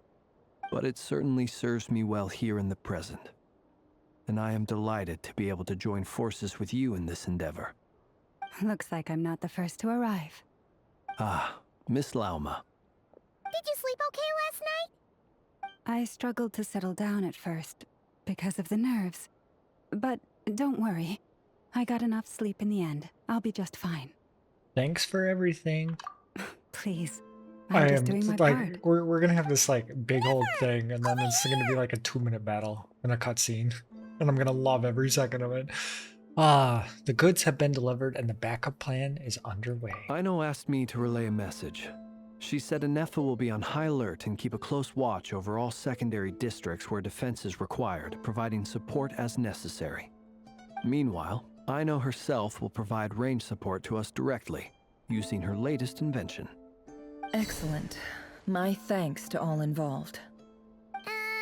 The chest set's looking a little unstable. It won't hold him much longer. We should be prepared to engage at a moment's notice. No sense sitting around waiting. Let's make the first move while we still have the option. I agree.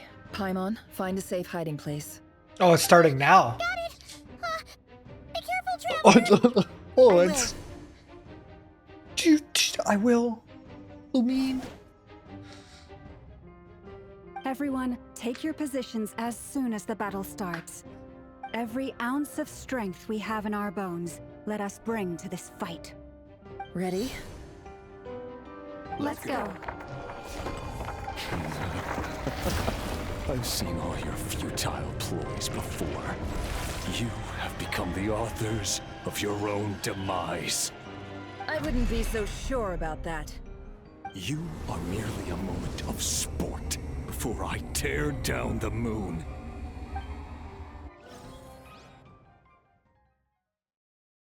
Oh, this is dope. Hello, Mr. Rahir of Solnari. Stay on your Let me help you guys. Eat this! Ooh, hi. Oh. Forest, protect us. The moon hunts him down. Close your eyes. Hi. Oh. Move.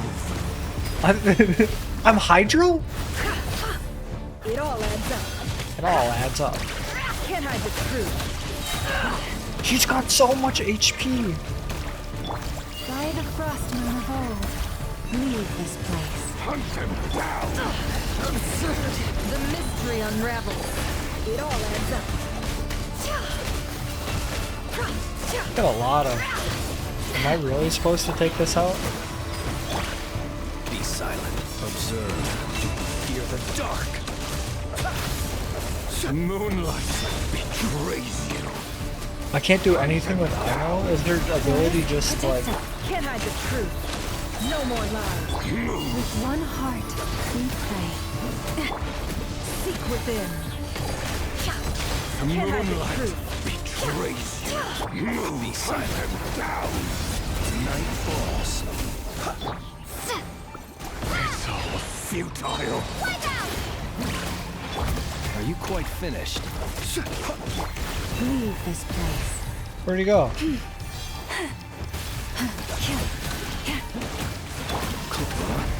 Be silent. Night falls. Water jet! It all adds up.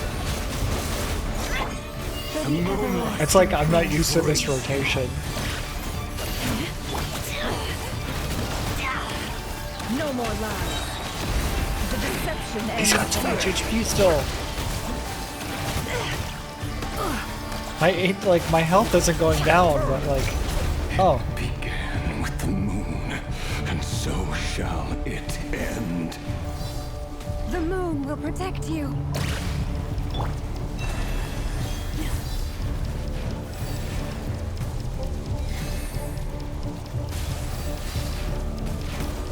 The moonlight betrays you.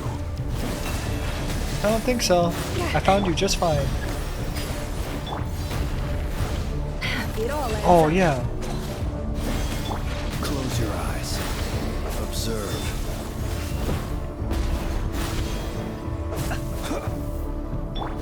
Forest, I'm gonna die here, aren't I? Steady now. What? Did that not illuminate him? Do you see now?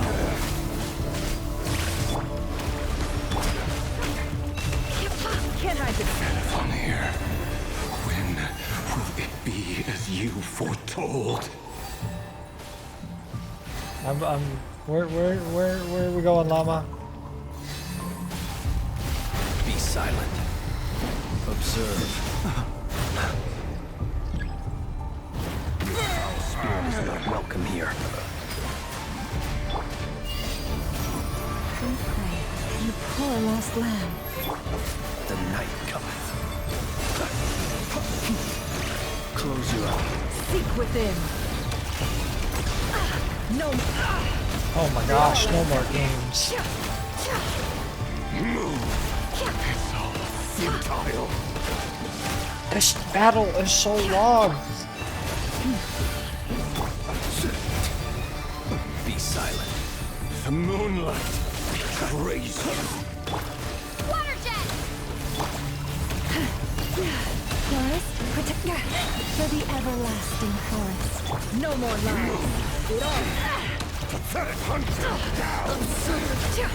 The mystery unravels. Can't hide the truth.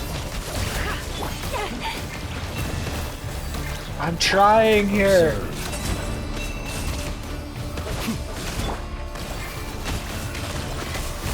Hunt him down! By the frost moon of old. The moonlight betrays you. Wipe out! You poor lost land. Be silent. Observe what you does. A grave transgression. It all ends. Pathetic! Seek within.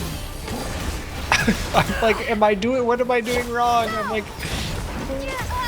I'm like trying to like make all of these balloons to blow up and it's just not working. Be silent. Close your eyes. Go! Can't hide the truth. For the everlasting forest. No more lies. Forest, protect us. Hunt him down! The moonlight heroics is erased. Oh, I missed. Who wants to go first? No. He's full health.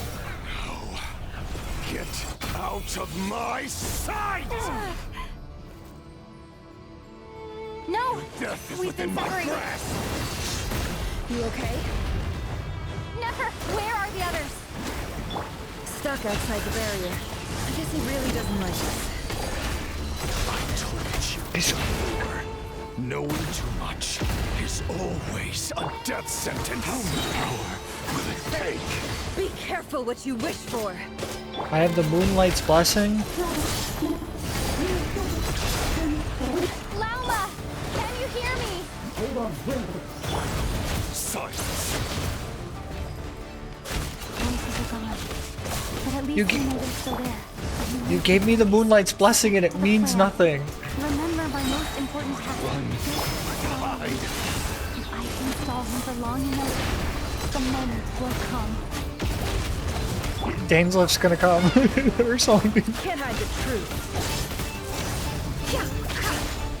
It's like a time thing. It's just a time trial. Can we stay alive? That's all this is. No more lies. The mystery unravels. Destroyed! Reborn! My animation canceled, you idiot.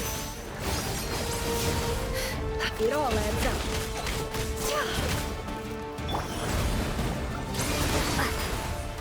Give me the little orb. No more lies. The deception ends here. It all adds up. Destroyed! Hee. Reborn! Don't worry. Bombs away! Can't hide the truth. No. Where'd you go? Oh, okay. Break the Kavaki 3 times. Where's the last one? I'm in the Kavaki shield, right? Oh, I have the Kavaki shield. Okay. I'm just gonna avoid. Run around. Mace, help me. The shield's broken. I can't keep this up. Don't push your luck. How much power will it take? This is a battle. Water jet! Ow. I can't switch characters out? What do you mean? It all adds up. You can't hit me. The mystery unravels. There's a mystery unraveling. No more lies. I don't know how much longer this is supposed to go on. They gave me Hydro Trampler. And they're like, this is supposed to be good. Seek within.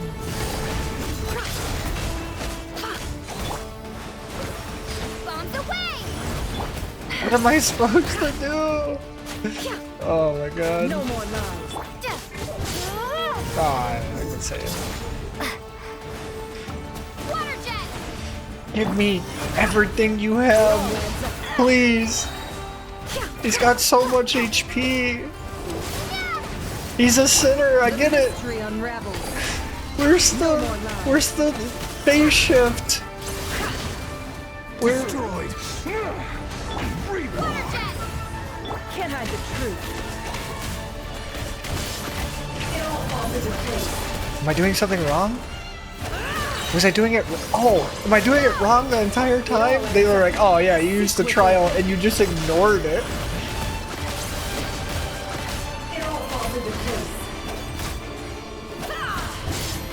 I get it. Okay, I wasn't paying attention. Can I use it or only Nefer?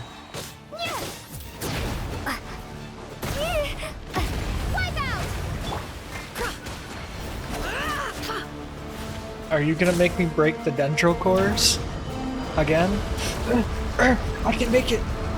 Observe the Kubaki. I have 1, 2, 3. There's no other way.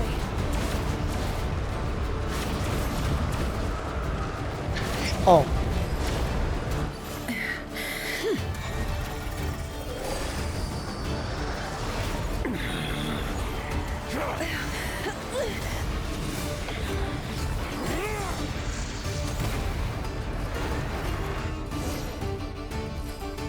The only way to defeat Rarer is to borrow his own power. That means Columbina will have to disappear while you two bear the brunt of his attacks. You have to hold on. Find a way to keep him focused on killing the two of you. Phase shift, part 3. Never! Your eyes are bleeding. Soon you will be powerless to resist. And then, I will reduce you to dust. But that dust will plague your memories. Come on, keep holding on. Any other tricks up your sleeve? Let's see them. As entertaining as they are. You've backed yourself into a corner.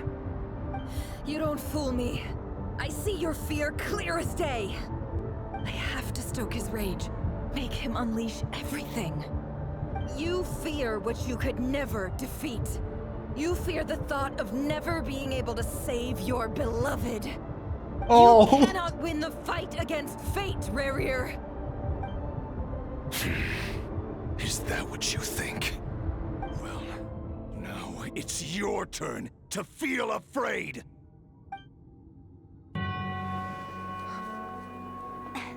You fear the sound of your own name? Is it us you hate? Or is it what you've become? Let's see what becomes of you!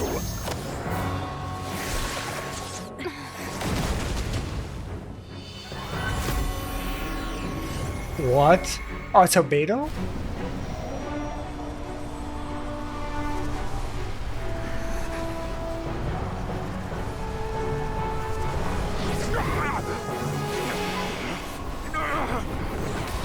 What's happening? That power. I've seen it before.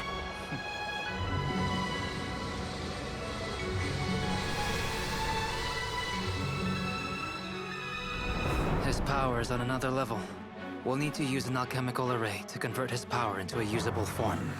Then quickly channel it into Columbina, rendering her powerful enough to compete with him. I'll join you. I can help. If I release enough abyssal energy into a confined space, it'll create a potential difference, allowing us to extract a huge amount of elemental energy. Next, I'll synchronize with everyone's minds using Pyro, then give you temporary access to their abilities and fields of view. But it won't last long. Can you see? Well enough. So, we have a student of Gold Rhine-Daughter in our midst. How about that?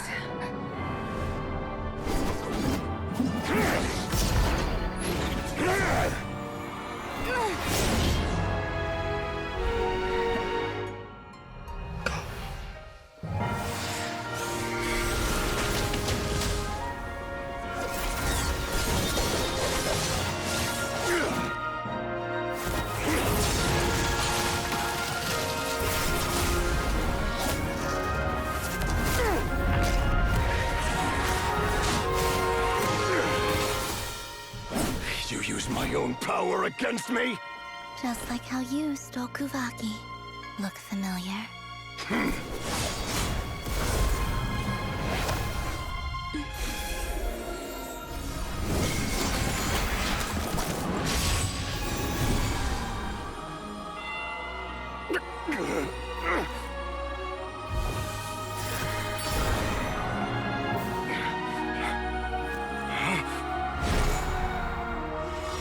What's the moon portal? Don't you realize? You don't have the power to hold that gate open. I don't, but someone else does.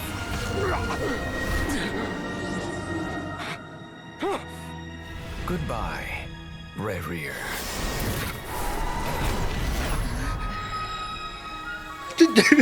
We didn't even beat him, we just sent him away. I love it. We won.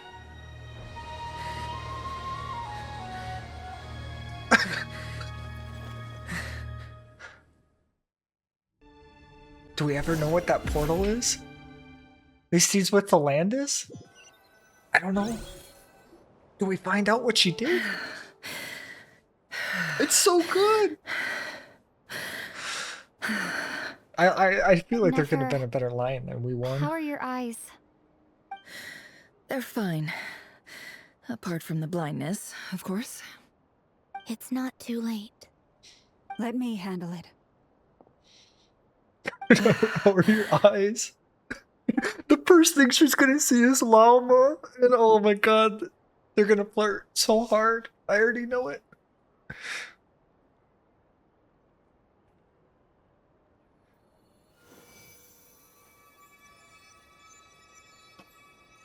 Miss Nefer, it's not like you to lose your composure. That was the most reckless thing I've ever seen you do. Reckless how?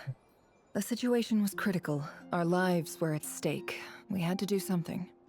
Even so. Okay. I guess you're right. Under the circumstances, it was a wise decision. You traded your eyes for an incredible victory. In business terms, I suppose that's a huge return on investment. I'd be hard-pressed to argue otherwise. Still, I don't like this outcome, and I don't want you to lose your sight for good. People suffer when they make sacrifices they shouldn't have to make, whether that means faith, strength, or in this case, your ability to even see. I had hoped you could win without sacrificing so much as a single hair on your head. Thank you. Really. All done. Don't try and open your eyes just yet. We'll see how you're doing in a couple of days.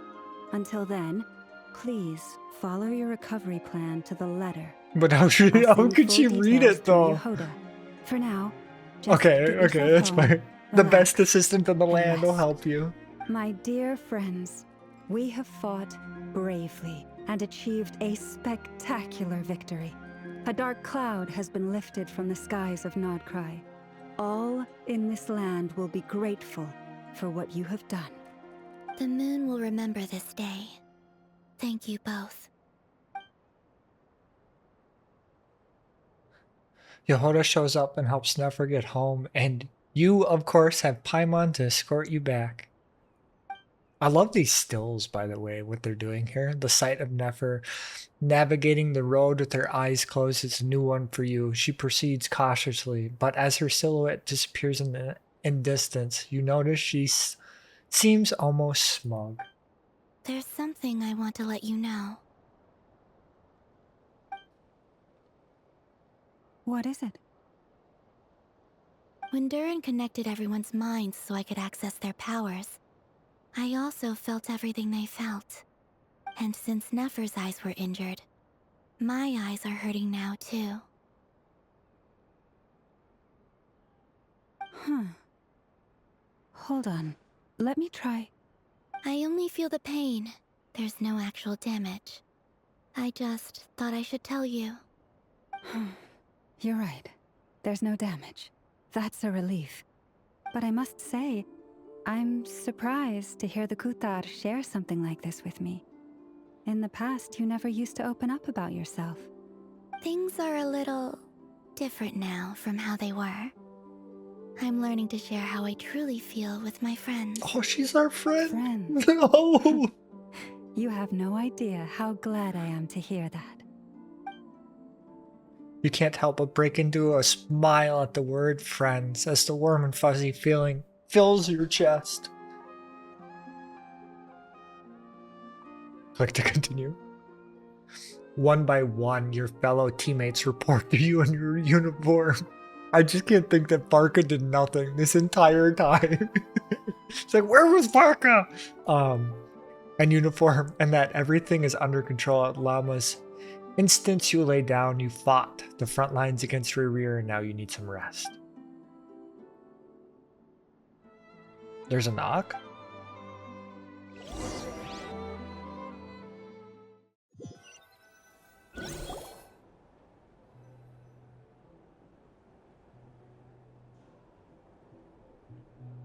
Yay! You're awake! I am awake. How are you feeling? Any aches and pains? Did you sleep well? I'm doing all right, Paimon. No need to worry about me. Phew! Well, that's good. Paimon's been sitting on the edge of the bed worrying about you for ages. You slept a whole day and night. Poor Paimon had to eat all by her lonesome. All you care about is food, Glad to hear you Paimon. didn't starve. How was the food? Well, it wasn't the same without you there to share it. Honestly, Paimon just can't relax when you're not your usual self. She couldn't enjoy the food and settle down to sleep. Well, I'm back to normal now. Oh yeah, and Albedo swung by earlier. He said to tell you to head to the tavern when you woke up. Varker and the others are organizing a victory feast and they want to celebrate with you.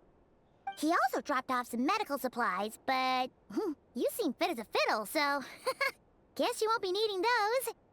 If you're feeling up to it, let's head over now. Wouldn't want to keep them waiting. Before the moons fall. Okay, where am I going? Go to the flag. Aren't we at the flagship?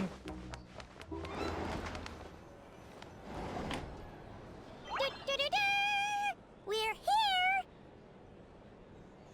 Oh, Traveler and Paimon! Perfect timing! We were literally just saying how there's no way we're holding this victory feast without you any longer, and we would have postponed it till tomorrow. How are you feeling today? Much better, thanks. Don't worry about me. Relieved to hear it. If that changes, just let me know. Happy to check you over at any time. Yep, we're here for you. Anything you need, just let us know. Oh wait, where's Nefer? How are her eyes doing? Nefer's right over there.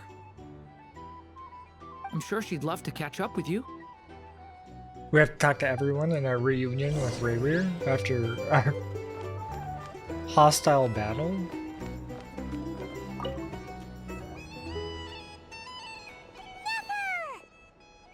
Traveler, Paimon, are you recovering well?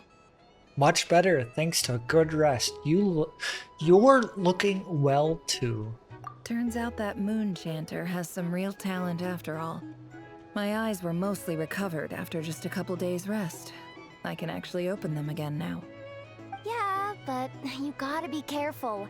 Lauma says not to strain your eyes while they're still healing. Yes, thank you. I'm well aware. Yehoda, could I borrow you for a moment? I could do with an extra pair of hands. Oh, sure. Coming. Did you hear that? I gotta go help Lauma for a second. You guys chat among yourselves. She's I'll like, grab she's us so some drinks on the happy. way back. Paimon, you still like them sweet? You bet. Make it extra sweet, because Paimon's earned it. Sure thing.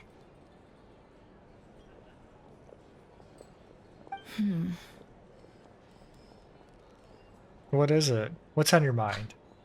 Something's on your mind. I The know it. Raker of Solnari. Kind of a snake, don't you think? More of a wolf in my mind. No, definitely a snake. A poisonous one who spewed his venomous hatred everywhere. Anyone who seeks revenge out of hatred for other people has become a snake. That's something my dad used to say. I guess he didn't like seeing people go down the path of vengeance. Perhaps. I'm sure it sounds like a very wise and open-hearted perspective to your ears. But me? I think hatred is a perfectly justifiable emotion. What else is left when everything you depended on in life gets stripped away? Something's gotta fuel that drive to keep on living. When I look at your life, I see a lot of things that you can depend on. If you're worried about me, you can nip that in the bud.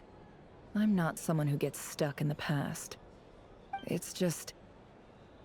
I suddenly feel like I was wrong to call my father a liar. He was just a fool. That's why the Academia turned their back on him, and why the other tribes ganged up on him. Oh, Father. How much better things could have been if you were a skilled liar. Look at the Ibis King. Thoth is a fiendishly cunning liar. And yet, strangely, he feels more like a father to me than my real dad ever was. He's never brought it up, but I'd bet he feels the same way. Why else would he give me the power to perceive the truth, while at the same time training me in the art of deception? Sadly, I've never heard the Ibis King's voice. What's he like exactly? Well, King Deshret banished him to Aru, which is essentially a prison, and posed 3 questions to him. He promised that he'd have his freedom if he could find the answers. His response was to take on a physical form and approach me, hoping that I could become his envoy and search for one of the answers on his behalf. Did he really think I'd fall for that? He's stuck there.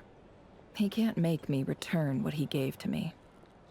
Sounds like he was nice enough to you. You definitely sound like a father-daughter. So that's enough for you to decide he's nice, is it? He's a prisoner, and he was scared. So he decided to perform some good deeds to win people's approval. He lives in fear because he's a deceiver. How is Rerir any different? You can't work as a spy your whole life and expect a happy ending. It's preposterous. Yet I can't say I don't understand it. Liars live in the darkness of their own making. But it's still human nature to want to go on living. They say that a liar's soul is the most worthless thing in the world. What do you think? I have to disagree with that. Oh, really? Well, it takes a very kind person to find compassion even for liars. If you ask me, the soul of a liar really is worth nothing. Because all they care about is themselves. For example, when something good falls into my lap, I don't go sharing the news around. Stops other people trying to steal it from me. I have a feeling some people over there may have overheard that. So be it. They have sharp ears. I can't keep anything from them. Is that your way of saying you've warmed up to them now? Wow, is that what it looks like? What it looks like is you're starting to see us as your friends. Well, you all know my past now. And I can't simply eliminate everyone who Yeah, I knows just too can't. much. So I guess I I can't. just have to put up with you.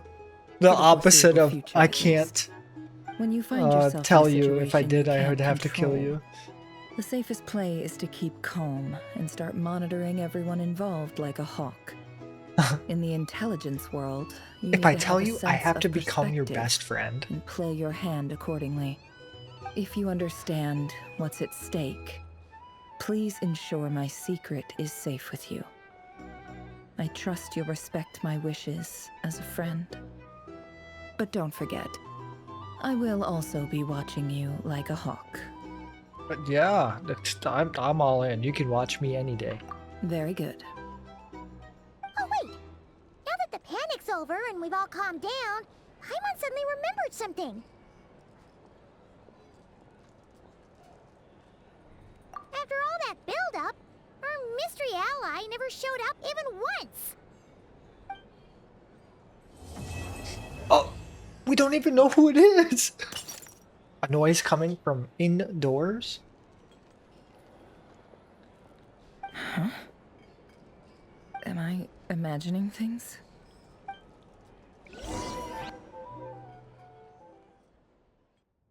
What is this? So, that close colleague who stayed behind with you? What's he been up to recently? Don't know, don't care. I get more normal human interaction from hanging out with Bosco 2 than him. Although, now you mention it, he hasn't bothered me in a while. I wonder if... If he's disappeared without a trace, it's the biggest gift he ever gave to the world. But I somehow doubt that's what's going on. What are we talking He won't about? lie low forever. So we'd better stay on guard. What are we talking about?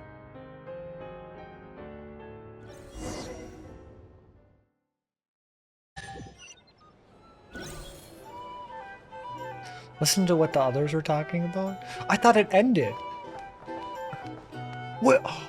Oh, it's an imagination. We're. Oh, is this bigger than what we thought? Are we being deceived?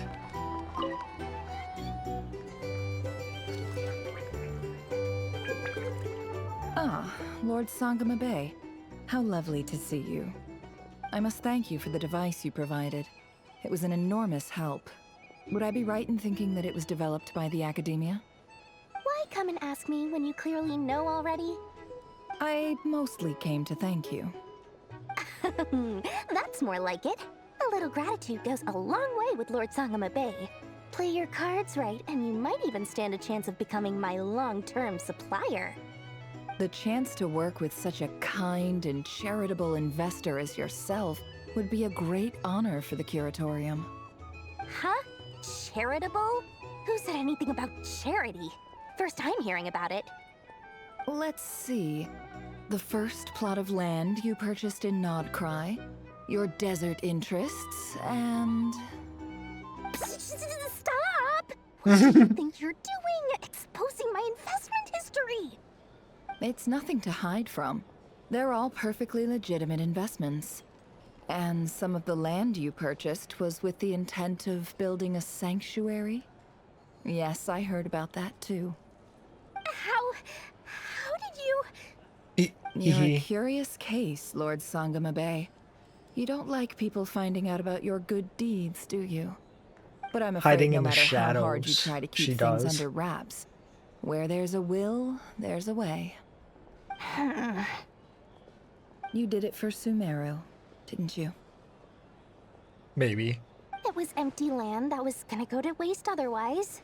I figured if I built something there, it might at least get some use in an emergency. Disasters are capricious things.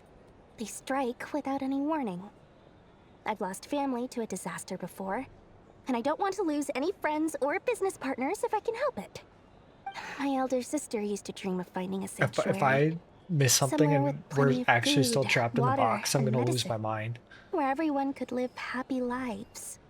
It was something I looked into, but after discussing things with the Dendro Archon, I decided on a more effective strategy. The tech people handled the tech, and Moneybags provided the Mora. It just made the most sense. It's a pity that so few people know the truth about you. Everyone says that you view everything in terms of Mora, and all you care about is growing your own wealth. So, what's the problem with that? Everyone wants to be rich. It's human nature. So yes, I love Mora, and it's nothing to be ashamed of. But surely you have dreams of your own beyond just making Mora. You don't get it, do you? My dream is to invest in other people's dreams. And, you know, make a nice little slice for myself along the way. Just thinking about it makes me happy. That sweet, sweet sound of Mora. Thank you. For the device? And the pendant. She's so out of character here. I love it. Oh, that. I was just returning a favor. Don't worry about it. Seems like we've both been away from home for a very long time. Yeah. So long that I barely remember what my family even looked like. That would be your mother, father, and sister? Yeah, though it's been years since my sister passed away. It's not like I want to forget them, obviously, but memory can be even more ruthless than the most calculating business person. Beyond a certain point, if something isn't helping you, it just gets rid of it. My sister can't help me now. Slowly but surely, her face is fading from my mind's eye. It's become a vague impression. Not everything will fade. When loved ones pass away, the beautiful memories are the ones that last the longest. Yeah, that's true. If you ask me, that's the one silver lining in all of it. Well, that, plus, I'm sure that life is much better now than it was back then. Oh, absolutely. I have tons of Mora, a big beautiful house, business is booming, and I'm as happy as can be. You've got a lot going for you too. Boss of the Curatorium of Secrets? I'm sure there's plenty of Mora to be made in that line of work. I appreciate the vote of confidence. I'm still on to something. I'm still on to something. Hello, Varka and others. How have you been holding up? Any adverse reactions? If you start to take a turn for the worse, make sure you tell me right away. You don't need to worry about me, Grandmaster. I'm fine. I mean, I barely did anything, so... What? You're too humble, young man. You played an indispensable role in the battle for Nodcry. We can't thank you enough for your support. Sometimes, when people praise you, it's because you deserve it. The best thing is to accept it calmly and with grace. It's important to learn how to respond to words of admiration. I agree so much. Albedo, that was an incredible feat of alchemy. The pressure was on, but you worked flawlessly at lightning speed to get the job done. Thank you. I can't take all the credit, though. Durin played a big part in forming the alchemical array. See? Did you catch that? A masterclass in how to take a compliment. Okay, yeah. I did work pretty hard to help prepare for the battle. No point denying that. Hello, everybody. It's me, the Traveler. Seriously, great work, everyone. You all outdid yourselves. Hey, look who's bounced back. Looking good, Traveler. Thank you. That would be me. Seems like you've recovered. You won't need to take any more medication. Can I get you a drink? Huh? You know how to order at a bar now? You've sure learned a lot recently. I'll take Handling 2 a drinks apple order is juices. ridiculously simple compared to alchemy. Don't worry, I'll blend into society yet.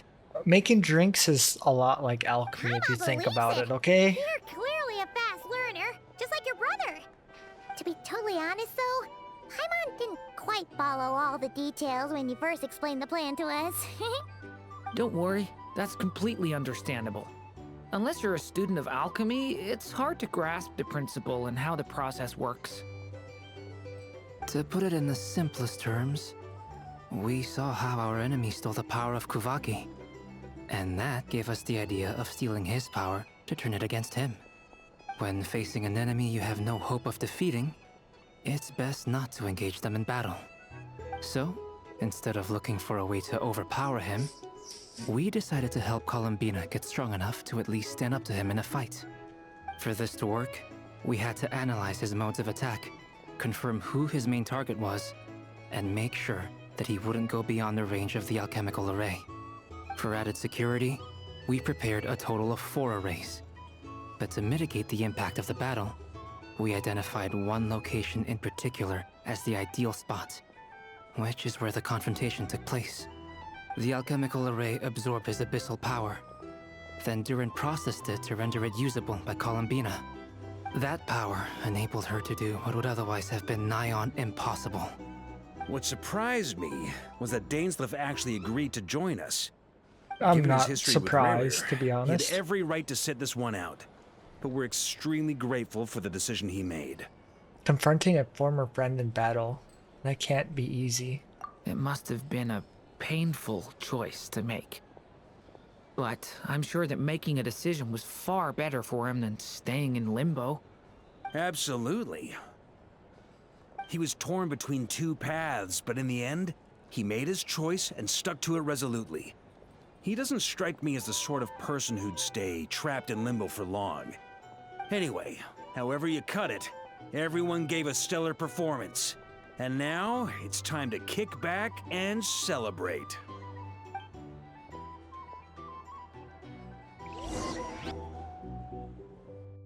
We're missing one thing. That's the only reason you're here. Yes. I've thought a lot about it. And I've realized that you, me, and Arlecchino should be friends. I think this is very important. So I felt I had to come and tell you. Well, this is a new one. I'm so moved. I can't even hold my teacup. If that's all, you can leave now. Do you not want to be friends with me? Or is it that you prefer being co-workers? What is this, Columbina? Are you deliberately testing my patience threshold? Oh my god, Right she's an now, my awesome politeness rage module is baiter. active. And if you say another word, I swear I'll shut it down. If your politeness module was active, wouldn't you say the word please at some point? Polonia, please see Lady Columbina to the door. Oh, I love her. Oh my To your god. next tea party? What? Yes, I think you will. Bye-bye, dear Sandrone. Oh my god. They're the best. They're the best. They're the best couple. Bye. Catching up with a friend. Hope I'm not interrupting. Last time the Wild Hunt escorted you out. Would you rather I handled it myself this time? Yes, please. We just wanted to, you know, see how you were doing now that it's all over. Why? Out of concern for my safety? Maybe a little bit. I hope you didn't seriously think that the Rayhir of Solnari would be able to lay so much as a finger upon me, given how prepared I was. Mostly because you kind of helped us out, so we just wanted to check you were okay. Looks like all your robots are fixed, huh? I spy books and teacups on the table. Afternoon tea. So we are interrupting after all. Oh, don't you worry about that. Tea time is already a write-off. The visitor before you managed to kill my appetite. If you're in the mood for tea, go ahead and help yourself. Otherwise, it's going to waste. My coasters are still missing in action, though. Use this notebook instead. Whoa! Pretty hefty notebook. Look at all those calculations. I feel like there's a secret in there you for can us. ignore those. They're just dumb scribblings. She I get- doodle and write in my free time. Sometimes I remember the distant, dreamlike past. Sometimes I imagine the far-flung future. She's drawing And pictures. Other times, I grit my teeth and note down all the crazy nonsense going on in the present. Some people do the crosswords in the newspaper. This is my equivalent of And that. she draws doodles of Trying her to and predict the Columbina future is together. like I daydreaming. know it. I And just can't writing prove about it. the present just makes me furious. The past is my favorite. If nothing else, it's already set in stone, so I don't have to rack my brains trying to figure it all out. Huh. Although, having said that, the only vaguely interesting memory in my past is probably that guy they call Lord Artificer. Lord Artificer? You mean Alan Gilliton? Who else? Pretty much all the mecha and Fontaine are his personal handiwork. Going back to Are Fontaine. you saying you know him? Like, personally? As a friend? I mean, I guess we were friendly enough. So, you've actually met him, but he lived hundreds of years ago. Yep. In fact, I'm probably the only normal person left who knew him at all. We used to chat occasionally back when he was still around. Before he passed away, he asked me to destroy all his manuscripts. I honored his request, but I did read through everything first before destroying them. I mean, I couldn't let the genius of Lord Artificer Alain Guillotin disappear like that. Would have been such a waste. So, that's where the formulas in your notebook are from? I just told you. Those are my equivalent of crossword puzzles. They're just dumb formulas that I solve for fun when I'm bored. Alain's work was like epic poetry. The formulas in my notebook are just silly little riddles in comparison. Not that there's anything bad about them. I mean, at least, solving those riddles isn't going to hurt anyone. Except me, because I lose a few brain cells in the process. Oh. Anyway, while we're on the topic, I might as well tell you about what happened to him and his friends. Alain Guillotin had two close buddies, Renee and Jacob. They spent their childhood years together in the Narzissenkreuz Institute.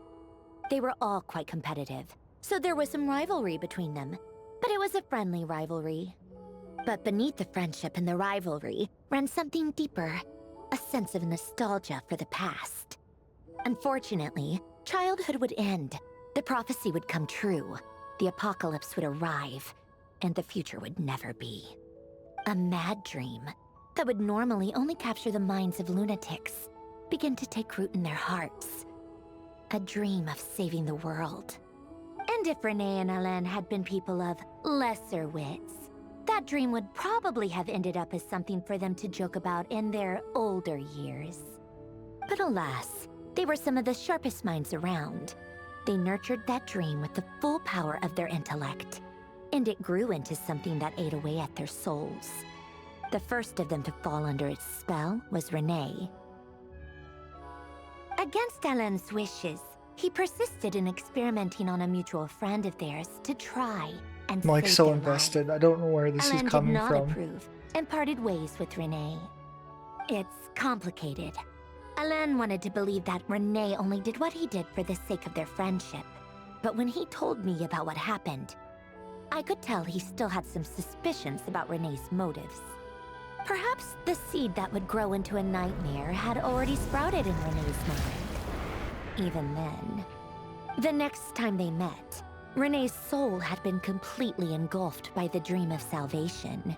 His futile attempt to change the tide of fate only resulted in a wave that swallowed up the world, even before the apocalypse came. And although that wave died down eventually, I hear that it just recently came back with a vengeance. As I understand, Renee wanted to live out his dream of salvation once more. But I'm told that the attempted resurgence finally died out for good. At long last, Renee awoke from his deluded dream.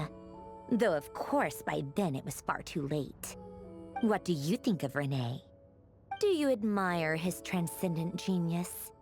His view that any price was worth paying to achieve the lofty goal of saving the world? This is a metaphor. Or do you despise him?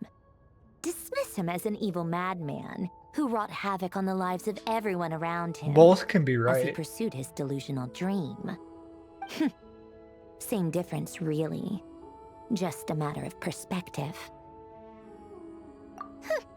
Doesn't surprise me. You share one thing in common, after all.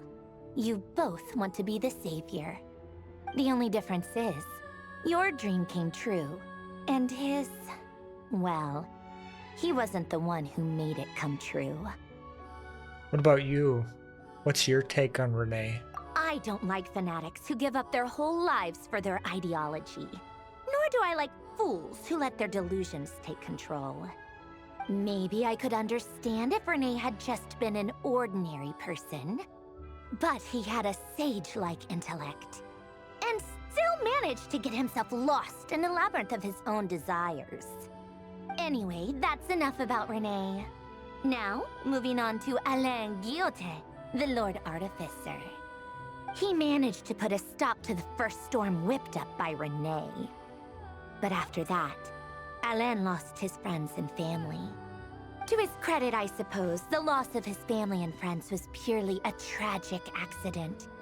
It's not like Alain sacrificed them for his cause or anything.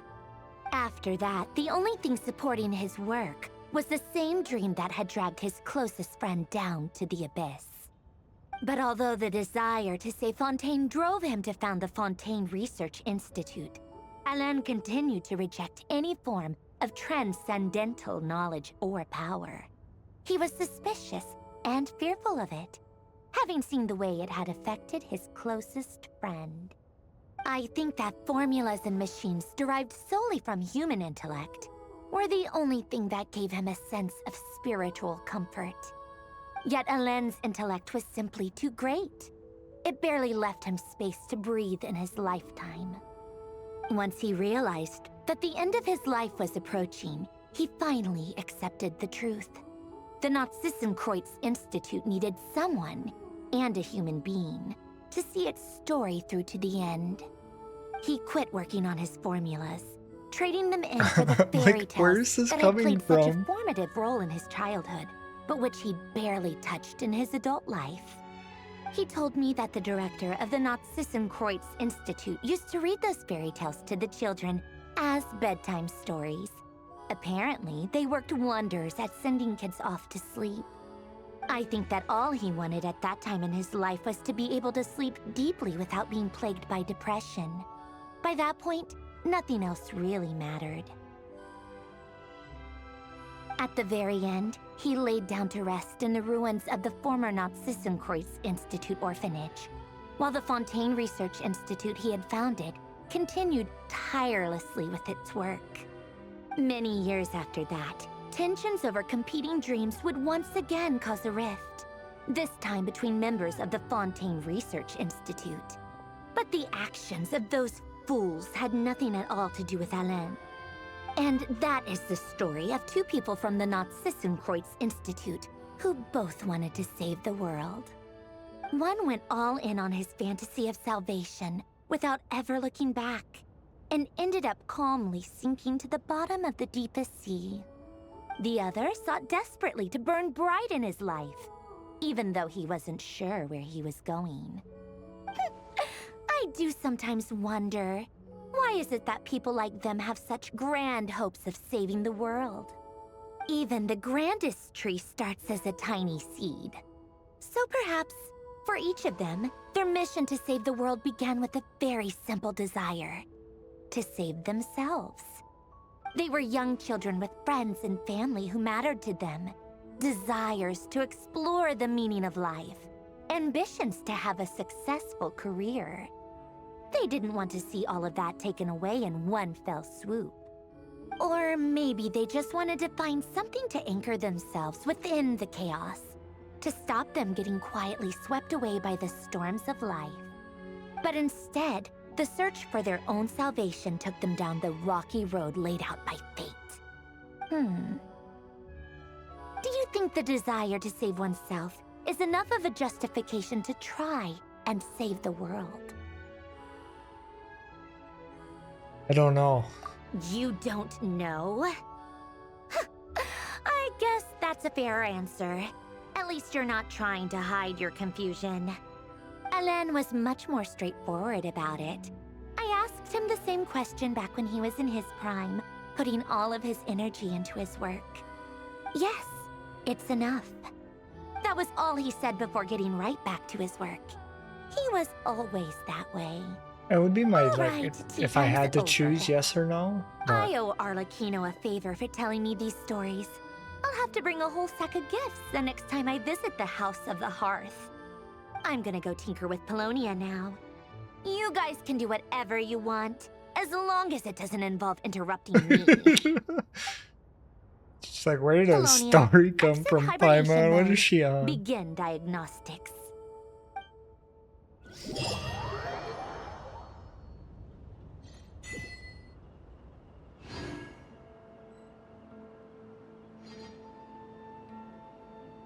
It's done. Officially done. Goodbye. Good night.